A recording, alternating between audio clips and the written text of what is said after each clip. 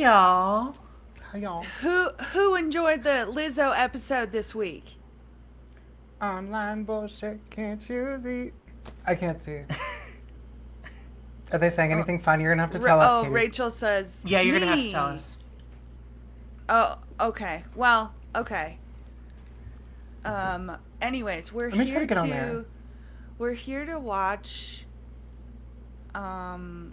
Lizzo and the Swiftologist just kind of glaze each other. So I didn't watch it, but I did listen to a podcast, which was about it a little, like, on accident. Like, it wasn't all about it, but they talked about it.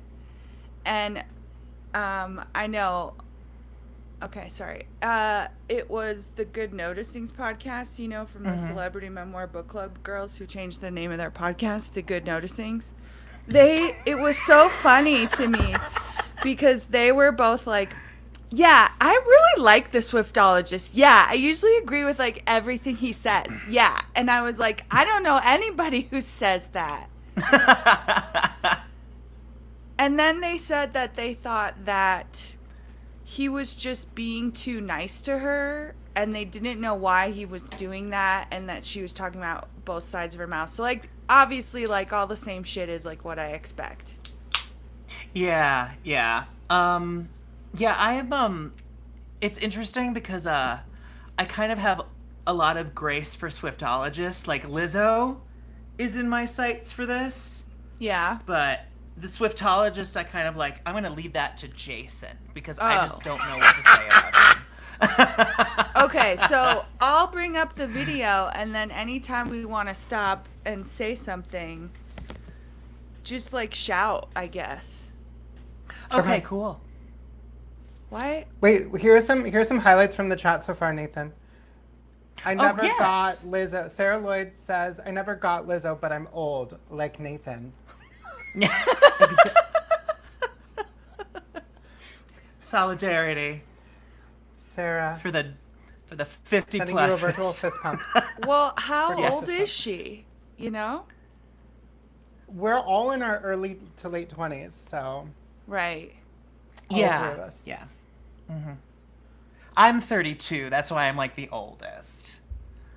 Brenna says, hi, Nathan. Hi. Where are you Y'all on? Oh, you're on fans. Patreon? Sarah Lloyd says she's 48, but that's bullshit. She's 28, like the rest of us. We're all babies. I believe you, Jason. I believe you. Okay, Lizzo looks beautiful. She really, I gotta say, this entire set, like his entire setup, and him, everything looks great. I gotta hand it to him. You know what? Yeah. This is like some show that he doesn't usually do. Yeah, it's like like a a guest series, host? I think. Well, we should have done some research, I guess. But what I noticed was... I've seen it. But this isn't his show. Do you know what I mean? Do you know what I'm saying? I think it's a part of like a series that he's doing, because in the comments you see people talking about like, oh, this is like a great start to your series. Yeah, exactly. Okay, so got it's it. like his one of his series. Okay. Yeah. Okay, now tell me if you can hear it. Okay. I know you can't because I also can't. Okay. So. Okay.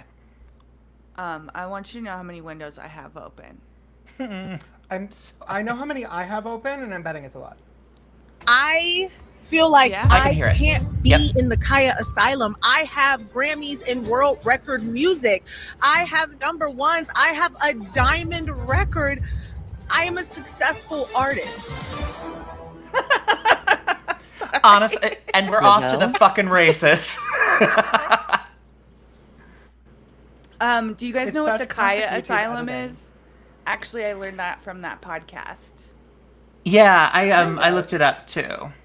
Yeah. We're way tell louder us? than you, Jason. Just Is so it you know. playing tell for us? you guys? It's not playing for me. No, I paused it because we're talking. Oh, okay, sorry. I'm such an idiot. Yeah, you don't need to Yeah. put that microphone next to your lips. Okay, I'll put it right here. Oh, yes, beautiful. Oh, lovely. Is it? Love it. Can you tell us what the Kia Asylum is, or is Yeah. it Kaya or Kia? So They pronounce it both Kaya- ways. Kaya is an artist who's saying my neck, my back, my pussy, and my crack. Mm-hmm. Okay. Wait, do it again. That was beautiful. My neck, my back, my pussy, and my crack. So I think they're saying that, like, she's so well known for that song, but then she obviously kind of went nowhere because we don't even know her name, you know? So they're like, this debate is like, is she relegated to that same kind of fate where, like, we only know some of her songs, but we don't know her? I feel like back in the day, we used to just call it what it was, which is a one-hit wonder. Yeah. Yeah. But it's different for Lizzo. Everything is. And look at everything is. This mofo. Okay. And she's a victim, right? Is that what we're being primed for? She's a victim of something? She's a victim. Everything's against her. Pop is broken. And algorithms. And she's the only one brave enough to talk about it, guys. Yeah. Yeah. Ironic, she's having this conversation with the Swiftologist, who his idol is the one who's like, I'm gonna re-record all my songs. Pop is working so well for me. Like, it's ironic that it's like nobody wants to admit it. It's like, wait, what do you mean? Didn't she re-record all of her album? Well, not all of them, but didn't she re-record? Like, this is a conversation we've definitely been having. Also, go see JoJo, like, with like her re-recordings. Like, we've been talking about his girlfriend. What does that have to do with it, though? Like, the re-recording? It all has to do with masters and like who controls the music publishing. Yes, I guess for Lizzo, it's no one cares about her. It's more like I think right now, whatever music she just put out, she's not even like fully behind. Like, she has no feeling about it. She's not like. Did either of you guys listen to it? Yeah, a little bit. Yeah, I'm gonna be honest. To it once and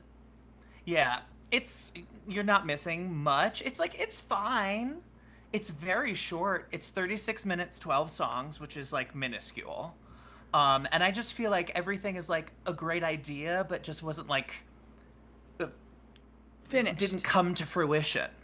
Yeah, exactly. Like, everything just felt like half baked.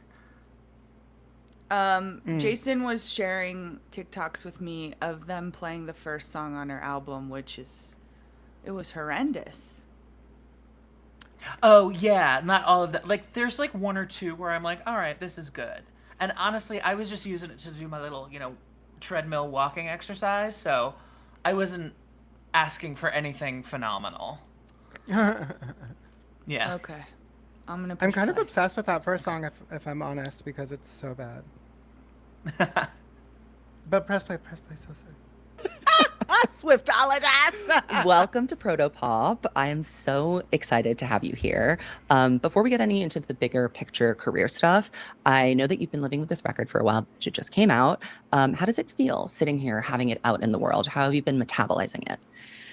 Oh my gosh. I've been saying this a lot, that it feels like pushing out a baby, but talking to you, I think I can get a little even more technical. Like, it feels like a science experiment. Yeah. Like, for me, like, releasing pop and the kind of pop that I make in 2026 is like, what's gonna happen? It's like pouring like the peroxide or whatever inside the volcano and seeing if it erupts. And if it doesn't erupt, just make another volcano. So for me, I was very curious to see how it would land, when it landed, because this album was supposed to come out last year, and it could have came out the year before last year. But I also think with pop and with music, timing is everything. So right now I'm just like letting it live. Reminder, I've never been number one out the gate girl. I'm a grower. Okay. Yeah. This is what I had heard too, is that she's had this music sitting around for 2 years. So she didn't like make it any better during those 2 years, if you ask me. Yeah, it doesn't seem so. But why? I mean, do we know why she's been having it sit around for 2 years? Why not just like strike while the iron is hotter? They didn't want her to put it out. Like, she put out a mixtape last year. Yeah. So I don't know why she kept the same music around, you know? Yeah. Anyways. I don't think it's completely unheard of because I know that the rumor is that Beyonce finished all 3 of the acts that she's doing, like Renaissance, Cowboy Carter, and then the third one that's coming out, that it's all been done and that it's just kind of sitting, and they're going to obviously finesse it as they go to release each one, and maybe she'll add a recording here and there. It's not that unheard of to write something and then sit on it for a while. But it does sound like a combination of things. It sounds like the record label didn't want to release it, but also she was going through that lawsuit. And so I don't think they wanted her to release anything with the lawsuit going on. Yeah. Oh, that makes a lot of sense. She's still going through that lawsuit. Yeah, so I guess she was finally just like, please. And they were like, okay. Yeah. Slow burn. I am a slow burn. About Damn Time took 14 weeks. And it's the greatest song ever made, and we should have that conversation. Hello. It's record of the year. It's #1 girl. It was, honestly, it was Song of the Summer, but we gonna give it to Harry as it was. Harry can have it, but it's my Song of the Summer. Like, but it took 14 weeks, you know? So I also know that I need to step back and just like enjoy. Like, I had an epiphany. I woke up one morning and I was like, you know, like Leah Kateb on Love Island. I was like, and what? You know what? Never mind. I'm going to enjoy myself. Good. Yeah, I'm going to let it rock. I mean, when your inspiration is like greater than your fear of letting something, I don't know, fail or flop, then you're in a powerful place, because I think the algorithm, as we've talked about, rewards more and more and more. Yeah. And when you're just generating more and you're in a creative space, why not just put it out? The most powerful writing often comes It's Joyce Carol from Oates. confronting taboos. The irony of a critic Subjects relate to discussing many people creativity. who have no Oh my God, Joyce Carol Oates. I keep wondering if she's British because. Is she? outlet. No, she's one of our greatest American novelists of still living. I'm not afraid. So I they thought say. Joyce Carol Oates was a man. I don't Except- know. I'm Except ignorant. what? What? What? Oh, I thought Joyce Carol Oates was a man, and I'm ignorant because I went to LAUSD. Joyce Carol Oates wrote a Romana Clef about Jean Bonnet, which I found out from our podcast comments, and I've been listening to it. And it's from the perspective of Burke. I'm just going to use all the real names. It's from the perspective of Burke. And he's so young that he just keeps saying, mummy this and mummy that. Like, his whole world is his mom, but he calls her mummy. And I was like, I gotta look up if this chick is British. Like, why are we saying mummy? Nope, I guess not. Interesting. Yep.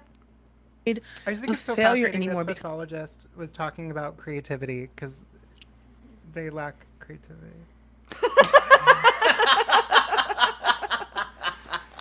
They still haven't figured out how to use like a matted foundation. Like, come on, mama. Come on. You, so shiny. So they is the No, pronoun. no. I'm being cunty. Oh, okay. I think Love his it. pronouns are he, him. But like, Oh, okay. he hasn't I just figured feel out like how to he's- like with the shine. Ugh, Well, I don't get is he it. trying to do like a glass skin sort of thing? Because the shine is like ubiquitous lately, or it has been for like the You last mean year. everyone has it? Yeah, exactly. It's Yeah, just like I see think it it's constantly. It's cool for some reason, and Yeah. I don't know why. It's a trend right now, I guess. Put a 1 in the chat if you enjoy shininess. Yeah. If you enjoy looking as greasy as a chicken wing. Crazy as a chicken wing. Chicken That should wing. be Lizzo's new single. Everyone is Crazy putting, as a chicken wing. Yeah. Yes. Everyone it. in the chat is putting anything but a 1. Yeah. Also, I know already he's being won. hyperbolic, And I- but it's so sorry. You're good. The delay, Yeah, I the know. idea that About Damn Time is one of the best or the best song ever written, and I know Yeah. he's being hyperbolic. That's so funny to me. That is so funny to me. Yeah. Get out. Well, I just want to say he seems like he's jizzing his pants excited that he has Lizzo on his show. You can tell. Oh, yeah. Yeah. So I mean, he's just he gonna just like wants to be nothing but nice to her. exactly. Which I get, but like Me I can too. feel the nervousness coming off of him. He's like very much like this, like like posture. It's interesting. Also, why did she say her song took 14 weeks? I'm like, your song took 2 years. She's About saying to damn chart, to make it like number one, is what she meant by 14 weeks. Starting from when, though? When she released it. I thought her first song that went number one was like from 2 years ago. But, whatever. Yeah. I think that's something that the general public may not believe or understand about me, and also the game. Because I think once they hold people to this standard, like you just have to keep doing it like you did it, and then greater. And if you don't break the Beatles record, then you are not a real pop artist. And it's like, honey, it's okay. Like, I'm not going to break anybody's record. I might break my own record because that's the only person that I'm competing with. You know what I mean? But that's my lane. That's my story. And I'm very, very good with it. And you want to stay where you are doing the things that you love to do for your fans, the people that want to listen to you. That's what it's all about. I feel like pop used to be about general public. Pop used to be about the masses and being this like ubiquitous like star that the world all knew. The main pop girl. Yes. And like it was like you were the only one in the lane, and if another one came up, it was like a versus, but there was no other pop star. Like you were the one. And I think now it's just like, who's my fan base? Who's my community? Like, who am I talking to? I'm talking to the lesbians. I'm talking to the Lizzies. I'm talking to my people, and staying that way. And I always talk about Taylor she's been doing that for such a long time. And I just think that it was just like so genius, and it was so smart to have that force. I don't even know if she had the foresight to do that. I think she just built it organically. And now she has her own like community around her that back her up. And I just think that's what everyone needs to be doing. It is, because it's really difficult to like measure who is being successful. And one of the reasons why I wanted to have you on this series is because I really want to like discover and talk about artists whose careers don't fit in the traditional pop star trajectory that you've mentioned before. And the old model was like so simple. Like you got signed, you get bigger every era, every album outperforms the last one, and you never let people see you struggle. But I think you're showing us right now, like in such an interesting way, that that's just not how modern pop works anymore. At all. And I think I'm getting my beat up a little bit on the internet for it, but I'll take that risk. When I came into this game as a big girl in a leotard singing about how I love myself, I knew I was going to get scrutiny. I knew I was going to get backlash, but I was like, I'm just going to continue to be myself. And right now I signed up for this as well. Like, I'm just going to keep being honest about it, because in the long run, somebody will look back and be like, thank you. And I've gotten that a lot. I think that you've had an impact that is more profound than you realize. Like, I think you know for sure, but as we talked about a little bit before, like the beauty of a pop song is that a message can travel so far, and you bake very specific messages into the songs that you make. I do bake. You be baking things. I do that under I bake, honey. And it's intentional. Whether, it's so crazy. I made a vow a long time ago to only make positive music. And this is when I was working at Paisley Park a lot with Prince. And I remember like, he wanted to do an album with me, and he's like, but it has to be positive. Like, we can't say anything negative. There can't be any like, and I took that with me. Like when, he left the world, I was like, I made a vow. I said, I'm only going to make positive music, whether people think it's corny, whether people think. Why do you want to make positive music? Because Prince said that she has to do that while he was on his deathbed, apparently, according to Lizzo. That When they she were was so working close. there. Do you Exactly. think she was? They were so close. So close. I just imagine her working there as like a nurse. Because you just said that. She's like, Prince hired me as his nurse. And then he told me I must only make positive music. Yeah. She's playing flute to him while he's on his deathbed. That's so funny to me. Exactly. Just like twerking. Yes. And he's like, don't ever let them get you down. I don't remember how Prince died. I'm sorry if that's offensive. But. I think he took drugs. And okay. So he was not laying on his deathbed for weeks. But, All right. Yeah, sounds right. Okay. I just want to say one thing. Like, I feel like, tell me if I'm wrong, they're talking about You're the wrong. internet like it started yesterday. Yeah. Yeah, right? I'm just like, oh, it's a whole new world now. I'm like, no, Lizzo, it's been a whole new world for like 20 years. I don't know what you're talking about. That it's like, oh, everything's changing. I'm like, yeah, and it has been constantly, you know? Well, everything she has to say doesn't make any goddamn sense. That's what I Yeah, think. yeah. And they're kind of like, kind of like we are beat bopping around, but I would like it if they were a little bit more, you know, focused from subject to subject. Well, and the idea, she brings up this idea of like intentionality and that she has a meaning behind all of her lyrics and shit like that. She's admitted that that's not true. What? Yes, yeah. There's a couple songs where she was like, oh, that just is. Like, it just sounded good. I want to say that a few of the About Damn Time lyrics, like, are not quote unquote intentional. So, like, Yeah. Oh, right, and right. she's really tipping her hand there when she says, like, I'm being way too analytical. I'm not being funny. I'm so sorry, guys. She's tipping her hand there where she's, Yeah.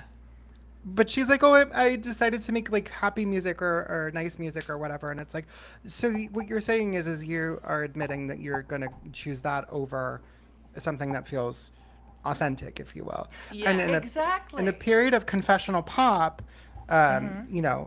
Taylor Swift, who's co-opted the genre, but also like Olivia Rodrigo, like I just don't think we want the, I forgot who said it in the chat, but I think it was Elle, who was like, the body positivity anthems, like not a lot of people want to listen to that anymore. We're not in that space anymore.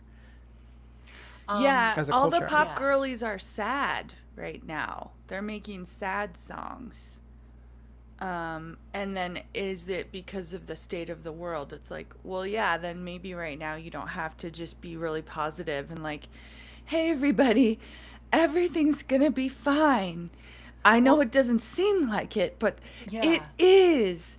Believe Well, me. Yeah.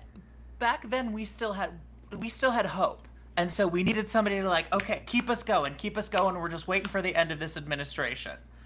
Then we had Biden, and now it's like, no, now everybody's just like, it's pure hopelessness. It's like, we are fucked. We don't want to hear your positivity.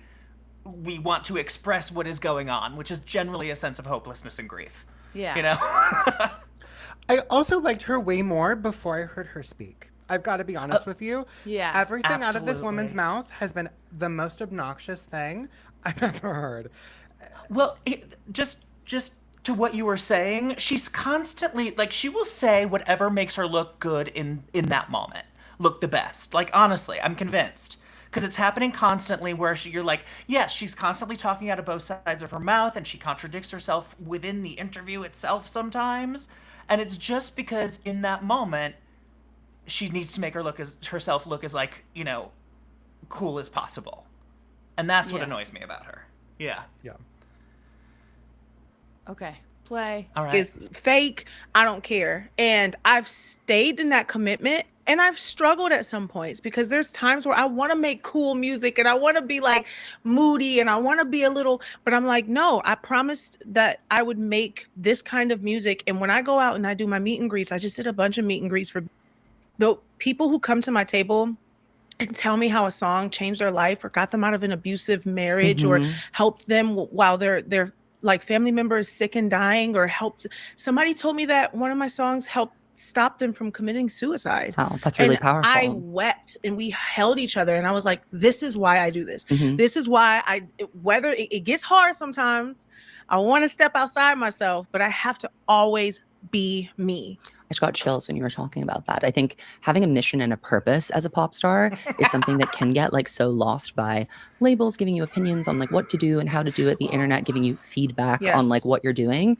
But when you stick to your North Star, I think eventually, even if it doesn't like immediately click with people, it does, because it's Yeah. aligned with like your soul and what you want to do. And I feel like you've always definitely walked in that. Mhm. And I feel it on too, because I think this doesn't sound Can like we an stop? album to Can me we that would stop? Yeah.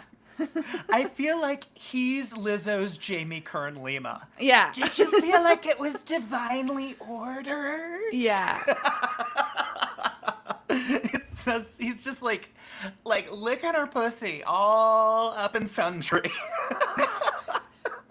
She's like, one time someone told me that my music stopped them from killing themselves. And he's like, yes, girl. Yes. Somebody is always coming up to Lizzo and saying thank you for something. In It's private.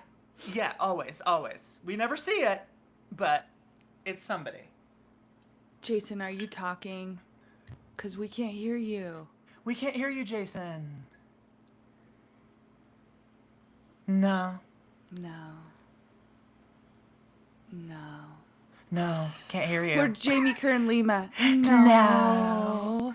No. No. I'm such a fucking moron. I There muted you it. are. Good. Hi. I swear, I'm Love only in my it. early 20s. He's talking to her like Mickey Rourke talks about himself in Breakfast at Tiffany's, where he's like, that was a life-changing. That was a life, or is it Nick Nolte? One of the two. I don't know. I'm stealing somebody else's bit. Hi. Anyways, I got so inspired by that. I just got really inspired. Yeah. Oh, someone got auto-moderated. One time I turned that off, y'all. So that you can say whatever mean shit you want, you know? Oh, She okay. literally only wrote bitch. That's all she wrote.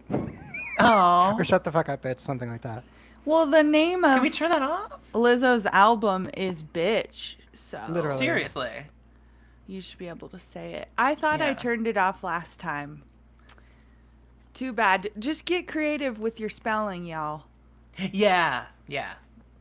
Okay, play. Was made by Okay. someone who's pretending that nothing bad has ever happened to them. Yes. It's still positive, and there are still so many uplifting and I think rousing moments that can make other people feel inspired. But you've also been through a lot in the last Yeah. couple of years, and to me, this is like there's so much classic Lizzo on this album. It's different. It kind of does harken back to your indie days a little bit. Yes. It's a little sparer from a production perspective. Your Yes. voice is crazy. Like the vocals are so Thank good. you. But I think the phrase when I was listening to the album that struck me as like the thesis statement of it was, "This is the day in the life of an aspirational bad." Oh, thank you. It's for like saying that. it's like sometimes I get knocked down, but like I'm still, my North Star is that I'm positive and I am a bad. And I will get Yes. up. Yes, I was almost going to name the album A Day in the Life in the Aspirational Bad. And it's so crazy because Olivia dropped You Seem So Happy for a Girl, or So Sad for a Girl So in Love. And I was like, damn it, Damn I it, should have dropped the yeah. long title.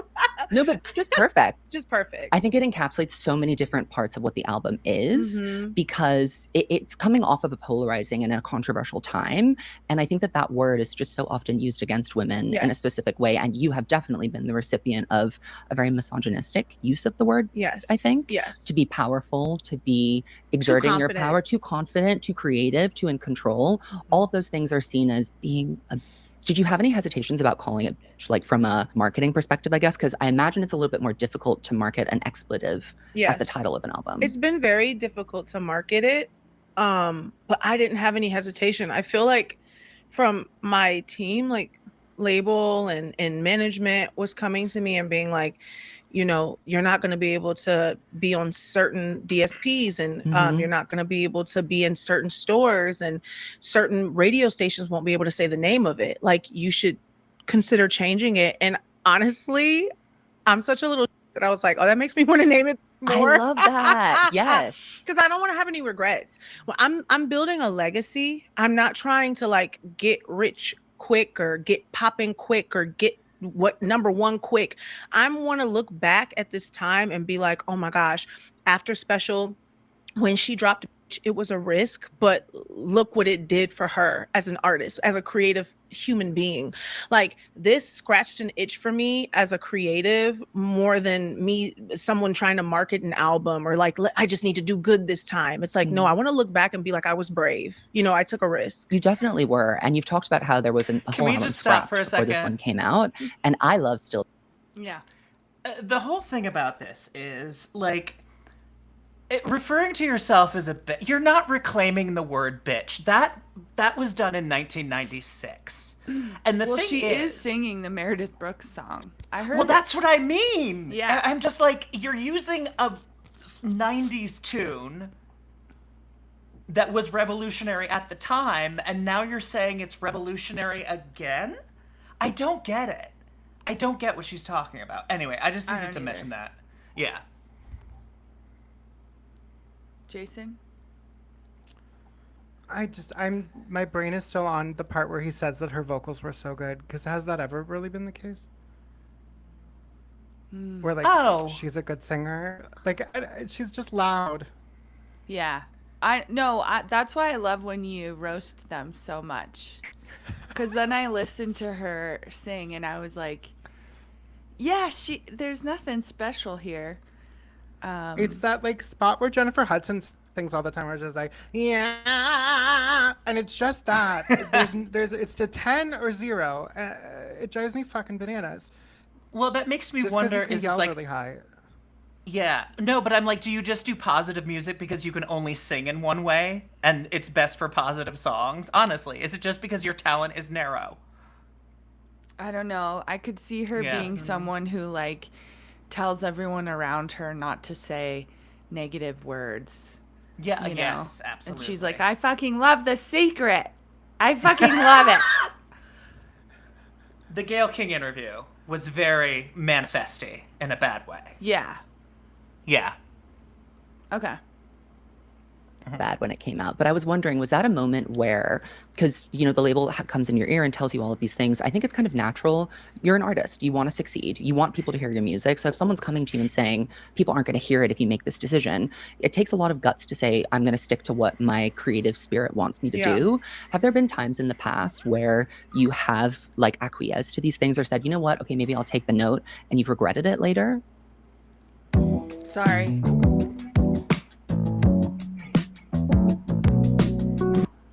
Ooh, that's a really good question. Ooh, that's a really good question. Yes, I feel like He's like, have there been times in the past where you took the bad advice and you did it, and then you have to tell me about a bad time? We're doing an interview right now, and I want you to tell me about a time when something bad happened. And she's like, no! Yeah. like, well, not from a creative standpoint. I've always picked a different single than what the label picked. They cut every that. single time. Like, About Damn Time wasn't the single in my eyes. I thought it was Everybody's Gay. And it should be too. I was like, this is like generational. Like, it's like Thriller. But they were like, please. This is what I sent to Jason the first time that I was like, she is saying this song that I didn't know. I'd never heard this song, Everybody's Gay, but she thinks it's like Thriller. Can you imagine? That's what you said, Jason. Even if you think it, even if you in your brain are sitting at home going, I just made the next Thriller, don't say it out loud. Yeah. It's just, that's a lesson she has never learned. Even Taylor Swift. Even Taylor Swift isn't like, I made the next. It's like, shut the fuck up. And this is for everybody. Male, female, shut the fuck up. Her self-congratulation is so consistent. It's insane. As if she discovered music. As if she was like, guys, I invented this thing. She invented gay pop. Her and JoJo Siwa. Oh, yeah. Together. I had a new idea. It's called gay pop. Yeah. So crazy. So she thought Everybody's Gay was the next Thriller. She should have named this fucking album Sticking a Banana Up Somebody's Vagina. Like, are you kidding me? If she's trying to get attention, she should have just been at a club in Paris and shoving peaches up my my dance, like sexually harassing my dancers. Oh my God, what a great title. I would have loved that. Yeah. She's like, oh, I'm gonna call it bitch. Well, you're annoying. Yeah. If you called it annoying, I'd believe you.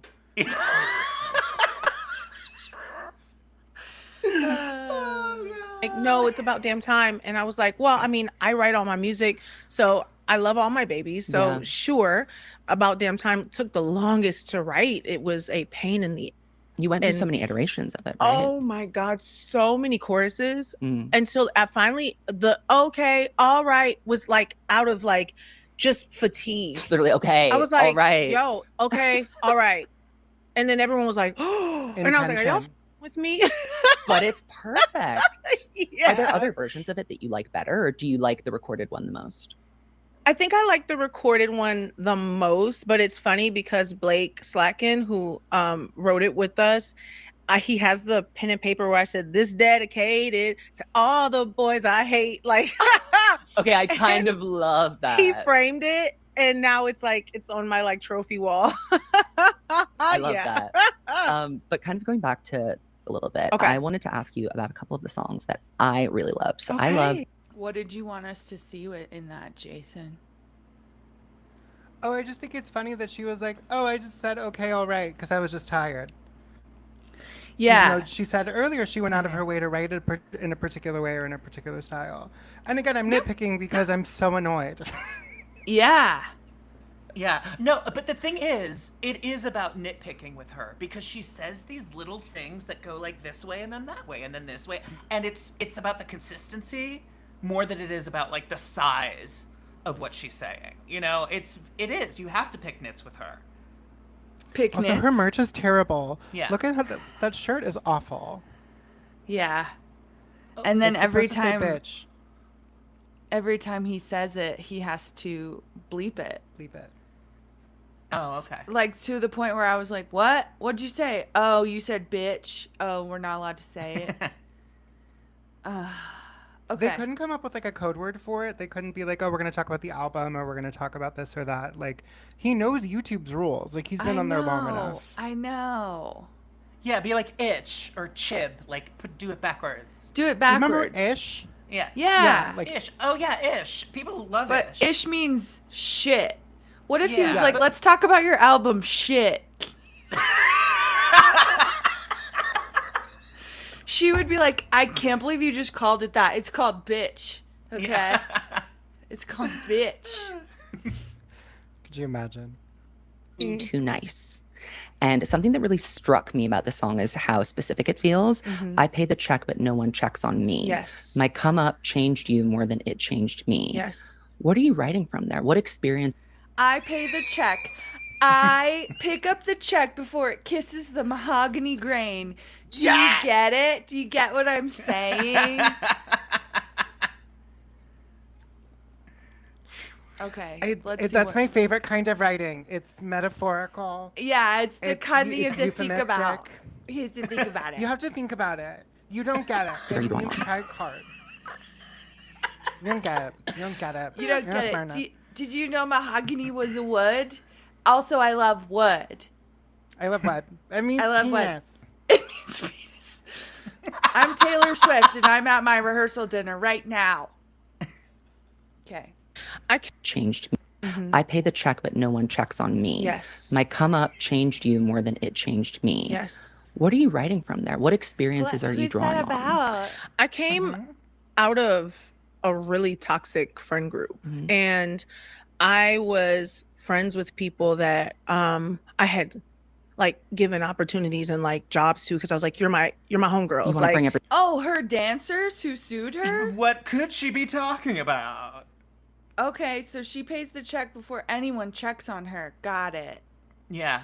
Yeah. everyone with you when you're coming yes, up. and as I was taking like, care of everybody my all star the was time. rising. It happened really fast, and I didn't actually realize how fast it was happening, and I also didn't realize how it was changing people around me. And I'm such a people pleaser and enabler, and I Yeah, don't you speak seem up like for it. myself. Like, and I had a lot of guilt for being successful. I'm such a people pleaser and enabler. Yeah. You're very meek. I could just imagine walking all over her. Couldn't you? Yeah. Oh, Jason, we can't hear you again. Oh, you That's so must have- crazy. Oh, there we hear go. you. Okay. Yeah. I was just muttering to myself because I had nothing to add. But I wanted to acknowledge that I thought it was funny. All right. And I felt Okay, like all I don't right. speak up for myself. Like, and I had a lot of guilt for being successful. And I felt like, oh my gosh, I need to like give everything to you can use me. Yeah. And I take a lot of responsibility for it because I'd be like, use me as a platform, use me as anything. Like, when the pandemic came and there was no work to be done, I was like, here, just take money. Like I still paid them. No, No, I mean, at least not as alleged in the not as a complaint, my dear. retainer. Yeah. Yeah. I still was like, here, take my money. Yeah. What else did I do for people? Uh-huh. I gave told them a them to eat a banana. Yeah. I said, I girl. whipped them on stage in front of everybody. Yeah. I fed said, them. Yeah. you need potassium. I was worried about their vitamin levels. Yeah. Yeah. Charlie And I she was hope worked she it. sent them multivitamins. Yeah, she was starting to flag. Like, her blood sugar was really low. I was worried about their sugars Yes. because I know one of them might have diabetes, and I was worried about their sugars. So that's what happened. That is why I stuck a banana up there because I was worried about them getting sick. Because that can happen when you have diabetes. Oh no. Oh, Do you no. Do you know what I thought about later, Nathan, when we realized that she doesn't pay the normal like retainer for her dancers to keep them from like taking other jobs? Uh-huh. All her dancers are also like overweight ladies. And so she thought no one else would be hiring them. Oh, absolutely. Yeah. Yeah. I had to Ariana Grande has the one fat dancer on tour with her right now. Really? And people are losing their fucking minds. Why? Is it because she Because they're looks like, so that's skinny? not healthy. Mm-hmm. Oh, okay. And they Yeah. want that fat dancer off of there? Yeah, because they're like, oh, it's promoting like bad health. She's not that good. All that kind of stuff. Wow. People are losing their That minds. poor They're like, this is girl. And she's Yeah. great. I mean, not that I'm a technical Yeah. dancer, but she's super Yeah. Uh-huh. But also Ariana. That's Oh what's my not god. healthy. Okay. Speaking of somebody who could use a banana, Lizzo. Right? Lizzo, get over there. Lizzo. Oh my god. You know how they'll say that thing about Karen Carpenter and the Mama Cass? And they'll be like, man, if they had only split that sandwich. I love Why can't Ariana Grande give a spot to Lizzo? You know? Yeah. Yeah. Take her with you. I don't know. Okay. And when I reflect on that time, I realize how much I was being manipulated. And, now that I'm not friends with those people anymore, shout out Sophia Eris, though. I love DJ Sophia Eris. That's my girl for life. Like, love. Not talking about her ever.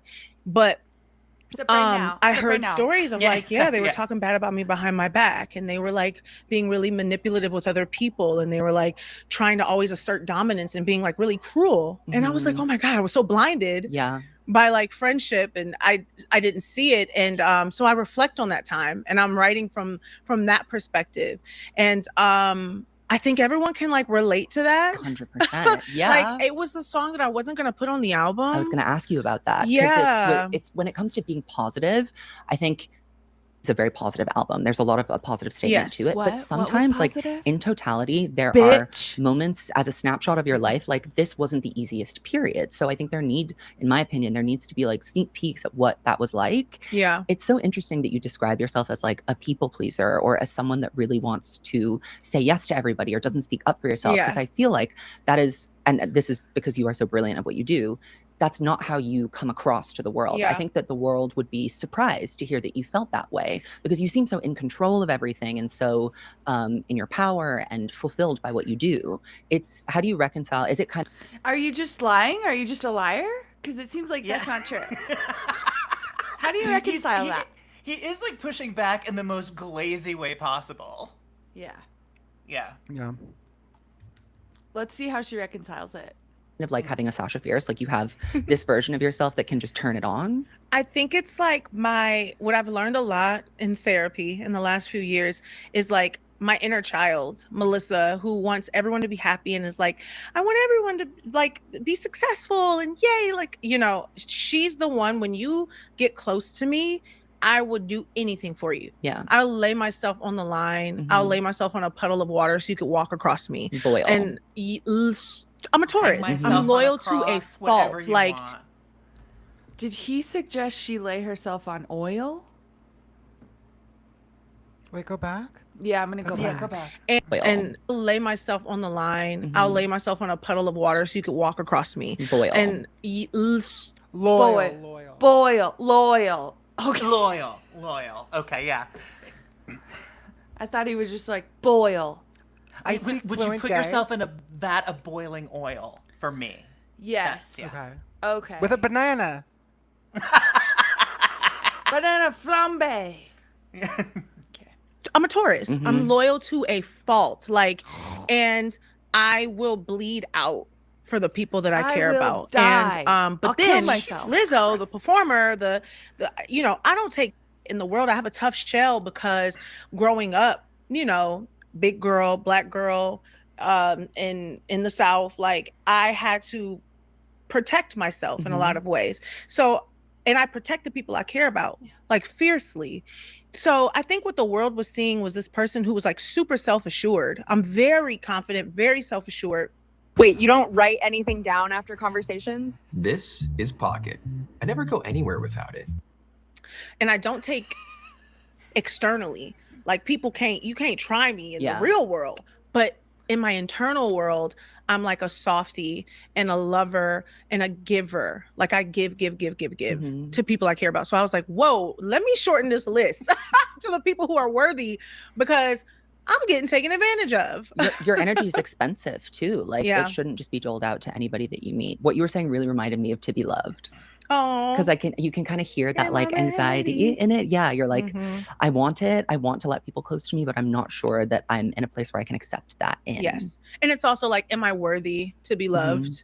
I think that that's like the real underlying thing that's driving the insanity during that song. Yeah. Like, am I ready? And it's like, am I worthy? Yeah. That's the quiet so voice. true. I love that song. And I think a lot of your songs do for people what that song can do for you, which is like, I accept you. You can be yourself. Yes. You are worthy. You do deserve things. Yes. And I think hearing you grapple with it and then come to the conclusion, yes, I do, Yeah. is really important.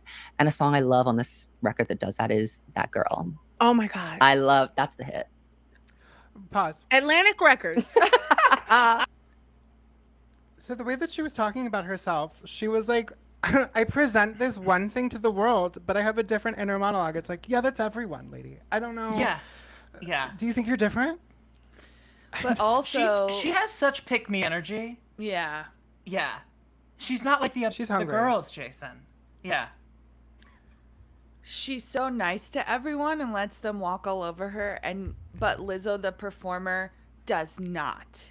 Lizzo the performer knows not to let that happen, but also sometimes it still happens because she's so nice. And that's why I called the album Bitch. It's contrast. I'm contrasting. It gives it such So you didn't- depth. Yeah, you didn't pick up on that. Because Yeah. I'm not actually a bitch. I'm just Yeah. a silly goose. I'm being silly. I should have called the album Silly Goose. Yeah. I'm silly, but I'm serious inside. Yeah. Yeah. I'm different. But like you, I'm different. I'm different. But I'm like you. But so different. But the same. I'm a bitch. But I'm no. a lover. And a lover. And a child. And a If mother. she starts saying the words to that song, that would be perfect. Oh, because God. that is what she's doing. She's like, I mean, I'm a bitch, but I'm also like a lover. And I'm also like a child, and I'm also like a mother, you know? Yeah. I'm also like a Well, She sinner. really is multifaceted. saying that. She is. She talked about her inner child, and then she talks about how she's always fiercely taking care of everybody. And now she's going to talk about how sometimes she sins and sometimes she's a saint. Yeah. You know, I will say she did have to learn a really, really hard lesson about professional boundaries, especially for somebody with such a public facing persona. But like, we all got to learn that, my friend. Like, it's called boundaries. I don't know. I don't know. Yeah. It's crazy. She's like, I learned a lesson. Isn't that interesting? I feel like that's this whole tour. It's just like, Yeah. Honestly, I just want to like listen for this because what she does, and she did it in the Gayle King interview, is she's always saying, "I had no idea. I didn't know about this or that thing, but then, miracles happened." It's never she never takes responsibility. It's always manifesting towards her. It's really interesting. Yeah. Side note, I she's wanted to almost shoot a 40. music video for. Oh, she's my almost 40, age. and she was learning these lessons in like 35, 36. Yeah, yeah. Seems unlikely to you. Is that it? Yeah.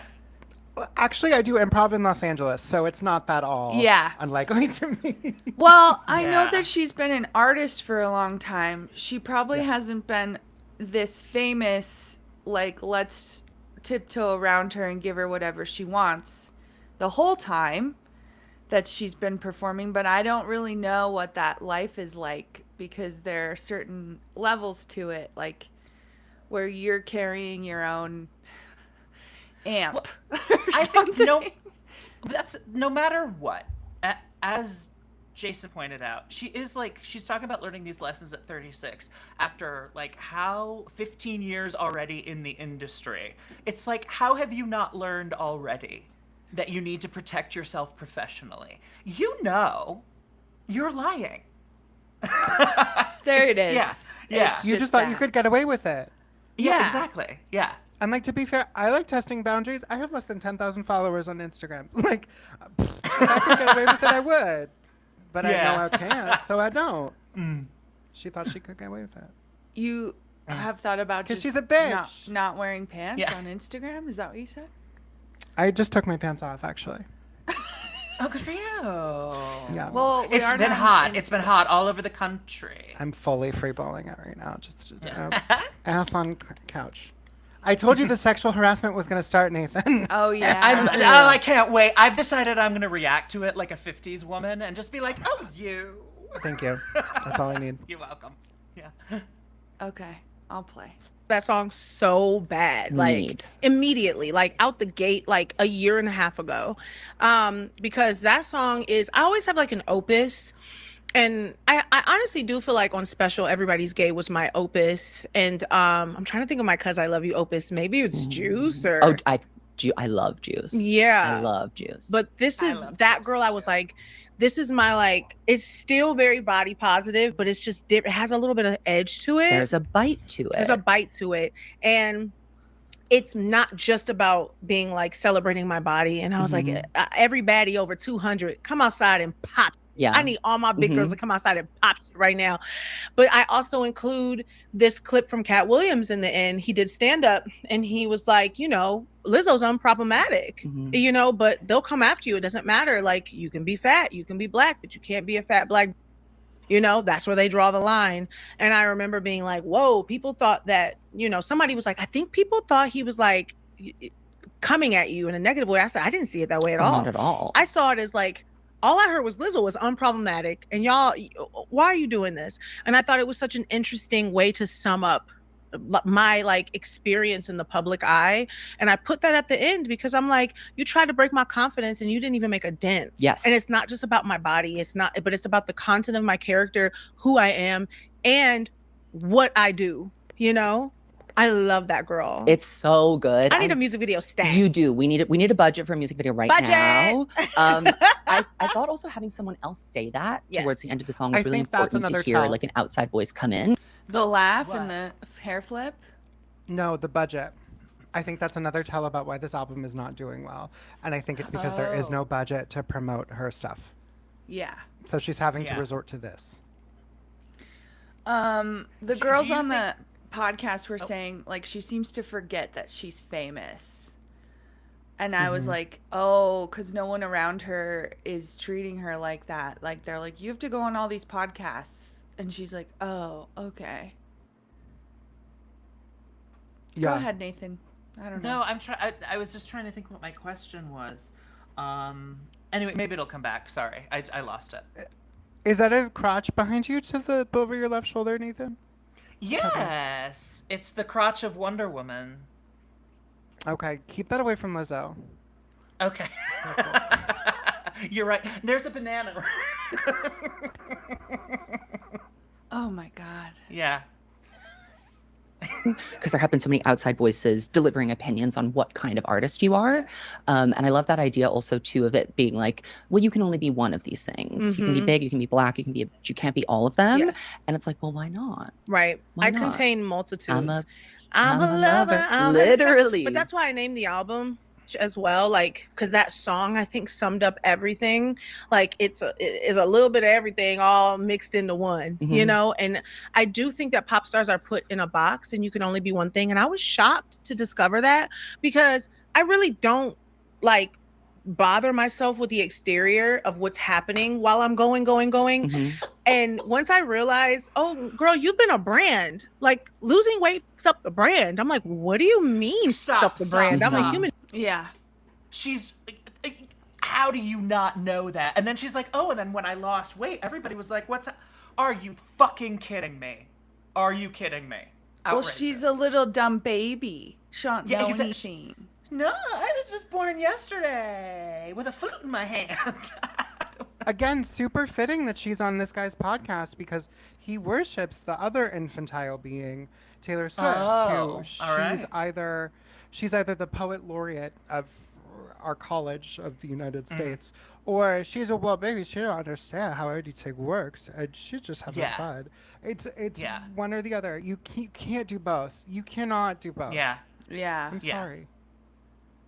Ugh. Also, he looks atrocious. I'm so sorry. That's it's okay. getting worse. You know, wait. How do you feel about his shirt? Because I think his shirt is cute. Can I see it? It's like the blue with the rose on it. It's a little rose. Oh, here. it's cute. It's cute. I like the pop of color. I think it's cute. I want to know. I think it's cute. I want to know where they filmed this, because he doesn't live here. I know. know That's what I was also thinking when I saw this. Is I was like, doesn't he live in Singapore? Do you think he's spending time here, or it's like, well, I booked an interview, so I'll fly over to LA. It says it's co-produced by his management, so I'm betting there's some sort of deal here. There's at least some funding going on here, because this is not cheap. Yeah. No. Well, do you think Lizzo's team paid some? Do you think Lizzo's team were like, please, will you for interview? For a glazy interview with the Swiftologist? I mean, I would have to know the Swiftologist's numbers. This is the new And I payola, though. I think this is the only legal way to do payola. Oh, I see. Yeah. Okay. That makes Yeah. sense. I Also, was how do we just feel about the purse? realizing. Oh, I think it's weird that she put that there. Like, it looks like Thank she you. just walked in and is like, well, I'm going to get out right when I'm done. Yeah. Also, I got to go to the bank after. Yeah. Make it deposit. Seriously. Swiftologist, please don't steal this.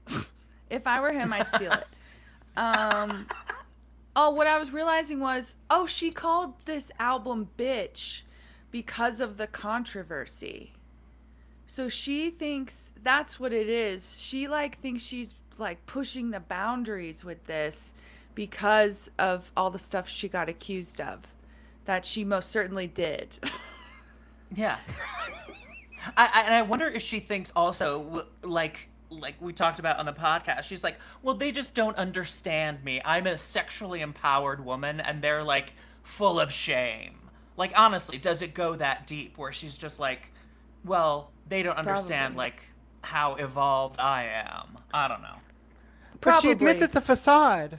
She admits it's a Yeah. facade. So it's this whole thing of I'm this person, but you're not actually. You just admitted it in this interview. You said you have your outer performative self, and then you have your inner self. Why can't we see the inner self? Why did you have to name this album Bitch? As opposed Yeah. to, I made a fucking mistake. I'm so sorry.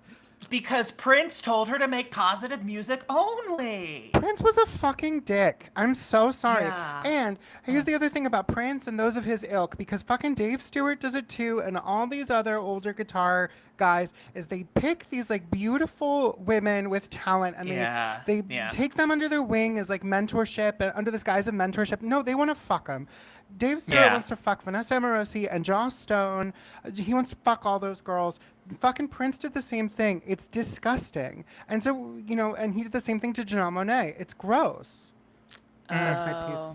All right. I didn't mean, that know. makes Wow. total sense. Quite an but education. Do you think he wanted to fuck Lizzo, or do you think she had kind of a different relationship with him? I mean, it's not like we're ever going to know, but... I don't buy they had a relationship. Because the people who do actually have those... Ooh, it's somebody's bedtime. Yeah. Whose bedtime? Is someone's... Is it Nathan's? Yes. Nighttime sleepies? I don't buy... I have to go get cherries. I'm listening. Oh, that's fine. She's that was offering his- up this information apropos of nothing. Yeah. Whereas, I've heard people who I do believe had actual relationships with Prince that are a little more tentative to talk about it because they're so protective of that relationship. So I don't actually buy that they were close. I believe they met and I believe they talked. I don't believe that they were, friends. Yeah. I just don't buy it. Neither do I could see that. Yeah. Yeah. Okay. I do whatever I want to do. My body. And now I realize after it hurt so many people's feelings that my body changed, I was like, oh, this is bigger than me. No pun intended. Yeah. Being a pop star, you are a product as well. You are a message. You are a mirror that society uses to understand itself. Yes. People really litigate their own neuroses on your personal decisions. Yes. So I think the weight loss thing was so it came in this moment of skinny being back in, and I think people felt that it was hypocritical somehow for you to make this choice that you wanted to make, and I think it's unfair, and you can't be a prisoner to what people think about you. Yes. But it must have felt difficult to have even your own fans being like, "We're disappointed." Yeah.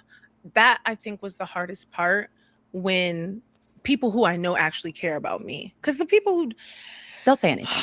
My God, I don't care what y'all think or say. Keep yapping, keep me in the headlines. But my actual fans being hurt by it hurt me. And I think that you can look up any interview I have done, any and every single one. I am so careful about the way I talk about this experience that I've had with my body, in my body, to the public, because of those people. That's why I am the way that I am. And that's why I continue to say, for me, it was a weight release. For me, it was about specific things and not just aesthetics. For me, I truly loved being in my body at all sizes. And my body's going to continue to change. And I need y'all to change with me. That is, I do it for them. And the music has been very consistent and clear, no matter what size you are or whatever weight release journey you've been on. Yes. The message is the same. Yes. That girl sounds like something that could have been on 'Cause I Love You Too. Yes. There's a through line between all of those songs. And that shows, I think, that you're not doing this to be a stunt or do something crazy. And it's because I love my body, period. Somebody was like, Lizzo said something about it's okay to be fat. And I'm like, well, I did say it's okay to be fat, but I also didn't say it's only okay to be fat. Yeah. You said it's okay to love your body that you're in, whatever that looks like. Right. It's okay. And that's why people, no matter what size they are, resonate with my music. I have fans of all shapes and sizes because the message is universal. It just happens to be coming from me. But I don't think they got to put you in that box. It doesn't always connect. There has No. to be, you are this or you are that. Yes. Which brings me to something that I actually wanted to talk to you about, because I think this is so interesting and artists are starting to pick up on this language. So I've talked about the Kia Asylum a couple of times. The Kia Asylum is, and the thing is, my recent revelation about it has been that it's a very misogynistic term, because there are no men in the Kia Asylum. Yes. And let me tell you, there are plenty of men that are in the Kia Asylum currently, or exist permanently in the Kia Asylum, and they don't get this kind of obsessive focus on them flopping that women get. So I wanted to ask you, how do you feel about seeing when people describe what you're doing as flopping or being in the Kia Asylum? Does it feel restrictive to you? How does it resonate with you? I have a lot of thoughts about it because, first of all, I was so shocked when people kept saying Kia, because it's about Kaya, right? The rapper, My Neck, My Back. And I think Legend. that we still talking about her. We record. still talk about her. Record. She got records. That's My Neck, My Back is a hit. Yeah. And I think even that is backhanded in itself, to name it after this extremely phenomenal. I just put my own foot in my mouth. But this extremely talented, incredible, like pillar in the Black community and in Black rap music. And then it's this weapon that targets only women and a lot of Black women. Let's be real. So I think it's a little strange. But one thing about it, I think it's just funny for people. And I think it should remain funny. It should remain a meme, because now it's evolved to where it's this thing where it's like, even the most successful, somebody could be the most successful artist last year, and now they're back in the Kaya Asylum. Today you're in it. You never know when you're going to escape it. So I'm just like, what is it really? I think it's nebulous. And I think it's nebulous. And I do think it now, it's just like a na na na na na. I think it's a tool to bully artists and have power over them. It probably used to mean something, but now I think it's nonsense. I feel like I can't be in the Kaya Asylum. I have Grammys and world record music. I have it's ridiculous one. When you say a diamond record. I am a successful Truth artist. Hurts went diamond today. I don't know if you mentioned that. Truth Hurts is diamond. So Kaya Asylum where? Where I can't be. I think there should be criteria. That having a Grammy is for sure. You cannot be in the asylum. You You're just not can't there be anymore. in the asylum. No, a diamond, a platinum Grammys, record. Hello? diamond records, platinum records, number ones in the Guinness World Book of Record. I can't be in there. I'm impervious to it. Nathan, I muted you because I could hear you eating. Oh, okay. So what did you say?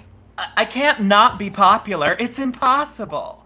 Yeah. That's basically what she's saying. She's like, ugh. Anyway. So stupid.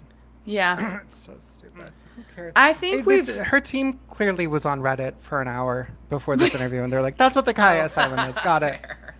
Yeah. And I don't know why they're mentioning it. I'm sorry, Katie, go ahead.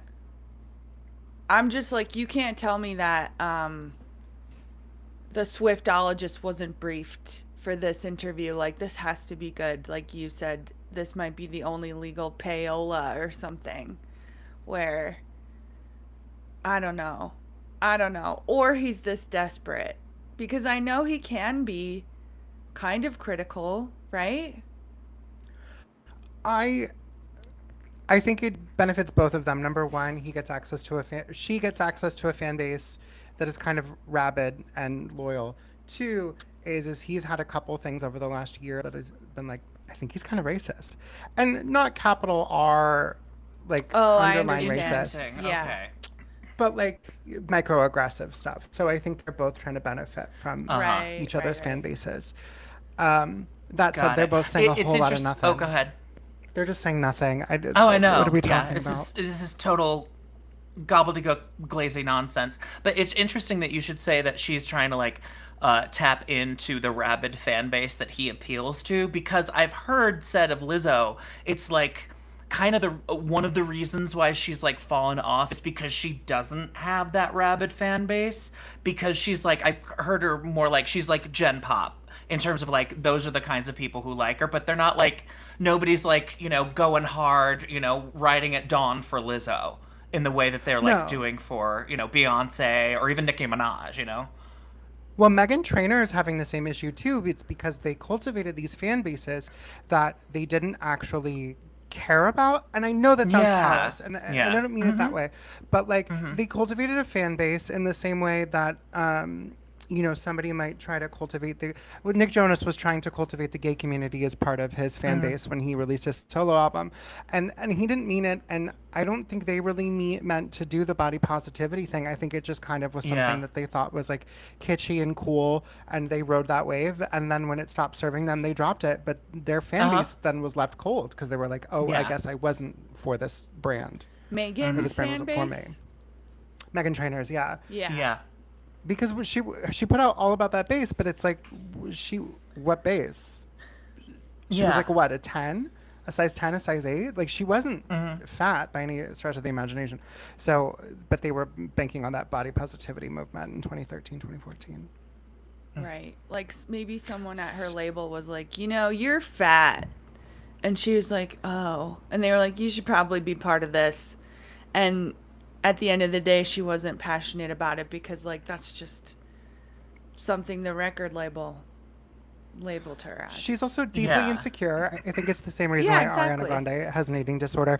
And I do believe, knowing what I know now about the industry, is that I do believe it was a kind of straightforward conversation where they're like, we're going to capitalize on this and you're going to write something about this. And she said, okay. And that's how they came out with this. That's what I believe happened. I don't think Yeah. it was sort of this like organic thing. Yes, yeah. Yeah. Oh my God, I'm being so funny, you guys. I'm being hysterical. You don't have to be funny all the time. I like talking seriously. Right, people, people know you Christine- and don't care about your music anymore. Christine in the chat says, didn't she tell Gayle King it doesn't matter?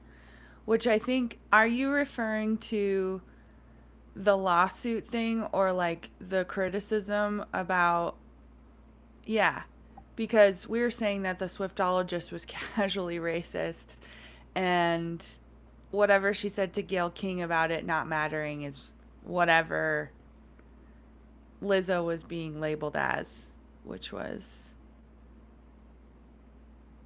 a sexual harasser. Okay, let's play. Yeah. Save that for the one-hit wonders. No or shade. the no-hit wonders. That's really who belongs there. And it's no shade to them because the beautiful thing about the asylum, I suppose, is that you can climb your way out at any time. You sure can. You can. And you know what, baby? You know what? I'm climbing my way out. How about that? If I'm in the Kaya asylum, I'm climbing my way out. Period. But I don't think that I think that I'm impervious. I'm like, do you know who my father is? I 100% I get a agree. slap on the wrist. Yes. You get a slap on the wrist and then you get free to go Did you back guys on hear your that? non-asylum days. Yes. Yeah. What? We're all part of the Kaya asylum because we're no hit wonders. Oh, she's insulting us now. We're part of it. Yeah. That's so stupid. Yeah. Sorry. Also, She's like, you're all losers. Buy my record. seriously. Also, Yeah. no, Lizzo, I don't know who your father is. Who's her dad? I don't know. She I don't just even said think her that dad is as anybody in if it's particular. yeah, it's nothing. Yeah. It's like once again, Yeah. you just said something that doesn't make any goddamn sense. Yeah. But how do you feel in June 2026? Like, how do you feel? How do you describe where you are in your career? Like a real answer, not like a PR line. Yeah. Yeah. I feel like I'm in the weeds a little bit. I had so much fun last year when I dropped My Face Hurts From Smiling. I think that was the most fun I've had as a pop artist in the last since Special. Wow. That was the most okay, fun I've yeah. had. And even writing was really emotionally exhausting for me because I wrote over 120, 150 songs. Oh And my God. I've been writing since September 2023 for this album that just came out in 2026. And I had to span every emotion and come back to me again. And that's work. What? So hard to What? come back to yourself. Also, I thought it's only positive. It's only a 36-minute album. None of this is adding up. No. Also, 3 That's a years, 2.5 years for a record is really fast. Yeah. Oh, Without really? a machine. Yeah, it's really fast. I mean, if you're writing your own stuff, yeah, it's really fast. I mean, Chappell Roan Okay. talks about it all the time. I've never written an album, but Yeah. Well, I know It's Pink really Pony fast. Club, I was listening to that song years before, she ever hit. So, yeah, I mean, Congratulations, Nathan. I know, I'm very hip. I am very, very hip. No, but you're right. I was just yeah, thanks. Thank you. I'm also super bummed because one of the big producers, actually, I think the main producer / writer on this album is Ricky Reed, and I've been a fan of his for a while. So that's a bummer that this album sucks. You know a lot about music. Kind of obsessive. Yeah. about the stuff Yeah. that I like. That's the kind of commitment you can expect from me. Now we're all having job interviews with each other. yeah. I am too good at my job. Yeah. I know. I'm too bitchy. Yeah. Yeah. Sometimes my standards of excellence are too high. Too high. I care too much. Yeah, sometimes I can't get anything done because I care too much and it needs to be perfect. It's crippling. Yeah. Sometimes I spend all day working. Sometimes. Okay. Emotional labor. My face hurts from smiling. I didn't know when. And that's work. That's emotional labor. My face hurts from smiling. I did in a week, and I was like, oh, I'm popping my. This is so fun, and I want to get back there. I think right now, dropping the album, I took it to heart really, really heavily. Not because I wanted to be like back again, but because I just felt like the music was so good and I just knew that the stories would connect with people if they chose to discover them. And I still feel that way. I still feel like people, when they consume and discover the music, they'll feel an emotional connection and be like, oh, actually, whoa, she stole my man. I hate this forever. Like, what a record. Like, Whose hair is this? that? Like, That song don't she? killed me. She was like, whose hair is this? Whose hair it is? Like, give me an opportunity to sing that song live and you will fall in love with it. And that's how I feel about all of the music. I can't wait for people to discover it. I'm not going to rush you. There's no rush for you to fall in love with this music, honey. I've never been that girl. So I think right now I kind of hurt my own, this is the non-PR, I hurt my own feelings. And I was really stressed and I was really sad for a few days because I just was like, wait a minute, this is like some of my best stuff. Like, I want people to find it. And I had to come to terms with the fact that not only is the music industry different in the last 3 years, and we need to talk about that. We need to talk about the radio aspect that I got my chewed out for, but it's happening and it's true. But also my relationship and my connection musically. Who was she pointing to? Do you know what I mean? She was pointing off camera and she was like, I need to talk about the radio. And that thing that nobody wants me to talk about. And it's like, yeah, because her lawyer. So she's like, just get ready. Yeah. Because you might have to silence me. Yeah. I don't know. The other thing fascinating about this conversation is, as two other people who do and have done stand-up and comedy, is like, she sounds like a comic who just got off stage who was like, they don't get it. They weren't laughing, and they don't get it. That's their fault. It's not that you have to go back to the drawing board and figure out like what's wrong with your craft. It's they're stupid. It's always great to blame the audience. That really always works really well. Yeah, you just leave the stage going, fuck you, I'm funny, fuck you. I'm too good for you. You're no funny. Okay, I'm going to push play and I'm going to get up for a sec. Okay. Get some stretching with in. The world this for an hour and a is half. different. And I think I had to kind of mourn that. And now I was like, shake it off. Yeah, you have to. Shake it off. You have to shake it off. And move forward. And that's why I'm in the studio today, because I'm like, okay, well, what are you going to do? Keep going. You have to keep going. Yeah. I mean, you described it earlier as surfing, and it must be really jarring to go from Record of the Year, this like insane arena tour, to all of a sudden like having to really scrap for people to give you a minute. So I wanted to ask the label situation, like the traditional structure that is supporting artists is failing, I think, or it's changing in a way that is not useful to every artist. So from the outside, I think for everybody, it looks like you went from an artist that you were an artist that a label would move heaven and earth for, right? Like they would give you all these campaigns, these huge TV looks, like as much as you want, basically, for whatever you want to do. And now we're hearing you on socials being like, my label isn't promoting my album. When did you kind of feel the shift from you're a priority to you're on your own, or you need to prove to us that you deserve this? Rebates like this come around once in a decade. If you have a furnace, New Colorado Rebates can help you upgrade. I'll say this about my label currently. I do believe I'm a priority in the building, but I think what they're able to do is significantly, and when I say significantly, I mean significantly less than what they were able to do even 3-4 years ago, 5 years ago, for an artist. For an artist of my size, for a smaller artist, especially the smaller new artists. How do you break through? You have to do it all on your own. I was having a conversation the other day with my label, and we were talking about the album. We were talking about how how many eyes are on me, how many people are talking about my album, how many streams I get on social media and views, I mean, of like Good press too. great press. Mhm. And it doesn't convert to streams overwhelmingly. Mhm. And I was like, where's the disconnect? And they were like, well, that's in the hands of the people.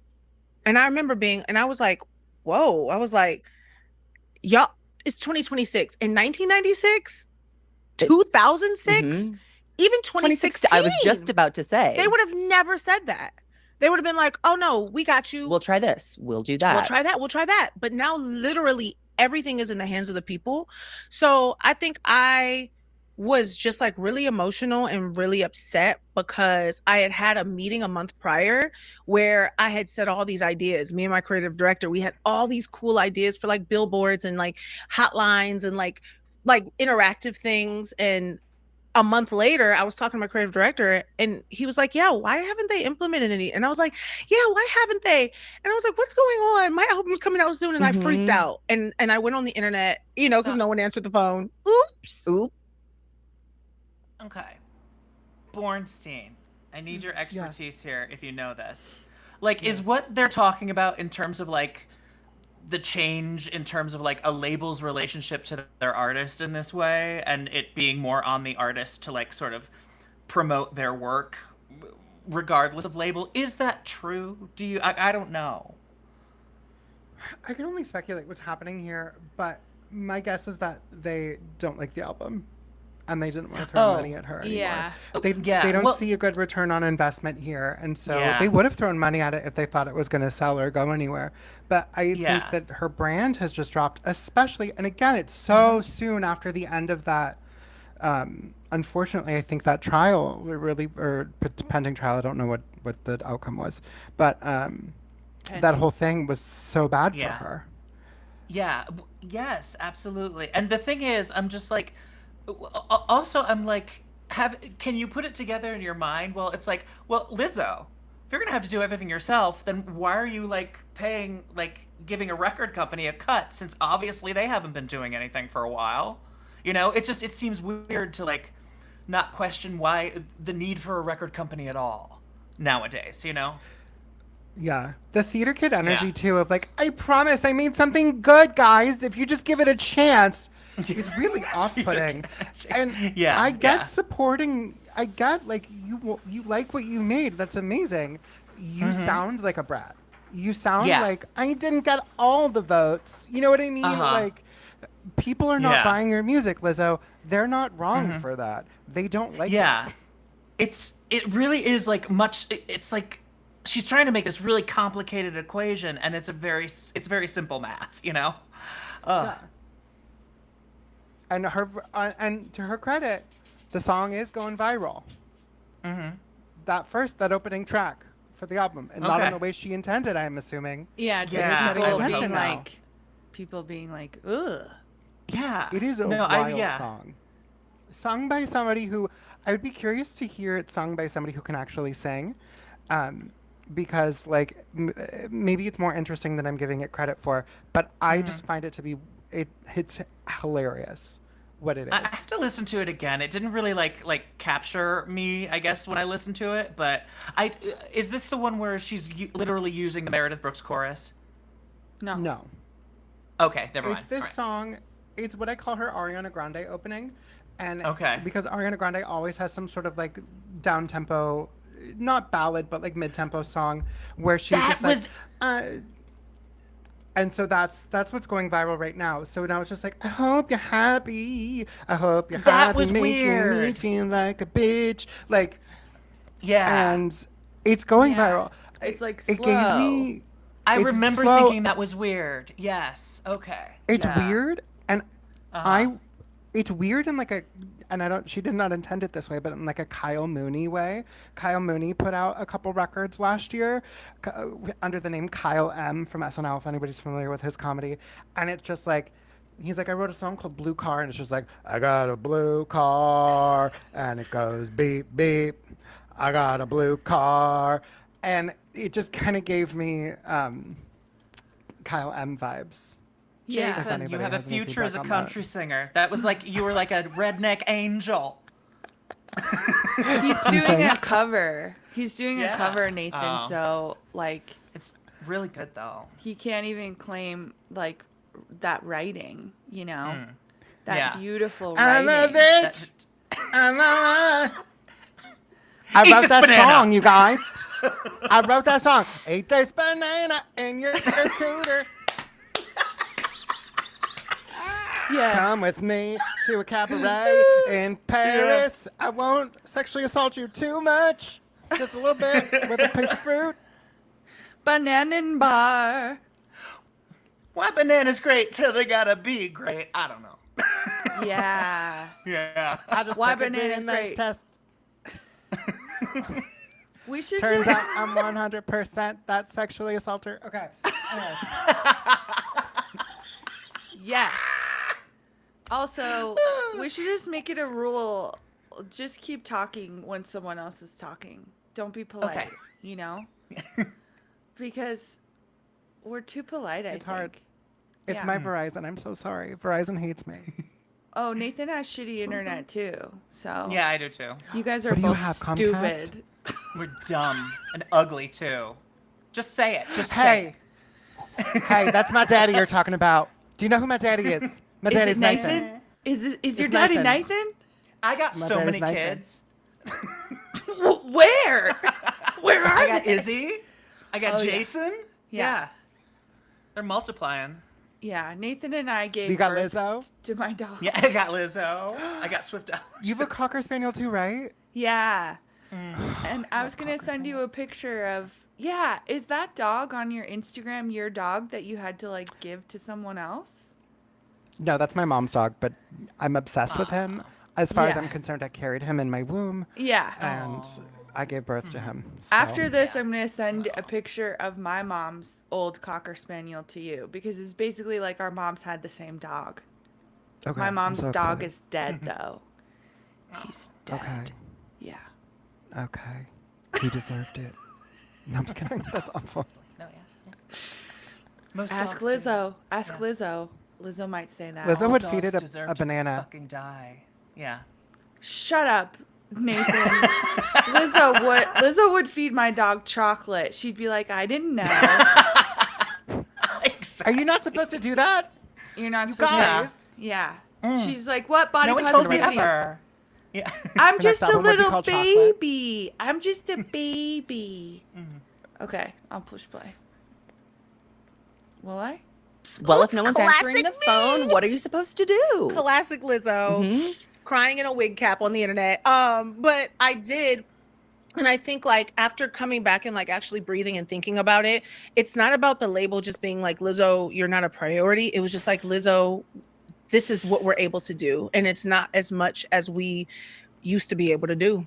The and situation has I'm just not changed. the only person You are experiencing not. it. I'm just the only one talking about it. And that's so important because I don't understand why it has to be this big secret that the labels are limited in what they're able to do, that the landscape is shifting. And if we don't talk about it, then I think artists don't get a chance to really have their music go further than a one shot. Yeah. And the beauty of social media is that you can have so many different shots. Yes. But I wanted to ask you, like, how direct have you been behind the scenes? Like, are you literally in rooms saying, why are you not spending money on this project? Or why can't I have this? It sounds like you are. I also want to say, Imagine never brushing your retainer again. Just water and the touch of a button. I love that. Outdated cleaning methods have dominated our routines Do you want me for to far save too this for long, you? compromising on either I'll save scrubbing it for you, power okay. or proper. my label in particular, they are keeping up with the times. Atlantic Records, I think, is very like they're Now like she's like, they're- shit, I gotta backtrack. Their fingers on like the pulse, and they're just like No, trying to Oh, keep up. They're trying a lot of different things. I will give that it's to them. moving so quickly that it's almost like it's virtually impossible to keep up.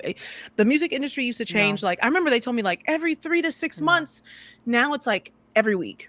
Actually, it is like every week now that I think about Every it. I don't know week. how, as an artist, you can even keep on top of all the different, and because technically it's like there's so many things you can try and do, right? But at a certain point, it's like throwing spaghetti at the wall. It's Yes. like, well, how do I know what is actually going to stick? You don't. You just have Yeah. to keep throwing stuff. I mean, in 2023, TikTok used to mean something for streaming, and now in 2026, 3 years later, it means nothing. We have YouTube videos. They don't count for streaming YouTube doesn't count anymore. as of this year. Like, y'all. Which is going to kill the art of the music video, can I say? That's a real disappointment that I've seen in this new iteration of the music industry, is that visuals are really deprioritized. Yes. And visuals bring it to life. Pop Yes. is about like circumstance and performance and like camp and being Yes. extra. And not having that is a real disservice to, especially an artist like you, who has you have such a presence that is translated even better when you're able to show your aesthetics and Yes. show us your vibe and your look. Like, you have some iconic music videos. Mhm. So that must have been frustrating for you with this album, like, rollout. I think it's unfortunate. I think I still Her iconic music videos. Yeah. What iconic music video? Also, MTV just shuttered. Like, what are they talking about? The music video hasn't been important for years. That's Well, that's what I'm talking. they're yeah. saying that the streams on YouTube don't mean anything anymore, and I'm like, does that mean for charting, or like they're not gonna make any AdSense, or what? I think Billboard. Is it? Billboard. Yeah. Oh, got it. Okay. All right. Yeah, that's all they're referring to. It still translates to money. Yeah. And sales figures, but it has nothing to do with Yeah. charting on Billboard. No, this whole thing about the music industry and it changes all the time is fucking horseshit. The industry had the same issue that the film and television industries had, where they could have modernized and they didn't. It's so fucking hard to pirate television and film. It is so fucking hard to. I've tried. I have tried. It is so hard. It's really easy to bootleg and pirate music, and the music industry just did not take care of their intellectual property in the same way that the film and television industries did, and now they're paying for it. And so there is part of me that does believe this whole like Atlantic doesn't have enough money to throw money behind her, but at the same time I'm going, well, you made that bed, that's your fault. Yeah. Oh.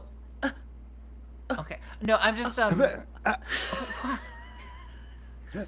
I think it's gonna funny kill you to both. fake you out. I'm like, just talk. Yeah. No, but well, now I forgot what I was gonna say. But I know. yeah, That's why I did it. Thank you. Although I will Yeah, say, just I live in LA. silencing me all the time. I will say I live in LA. Olivia Rodrigo just released her album. They painted fucking murals of that album cover just on like the side of a building. So there is money somewhere for some stuff.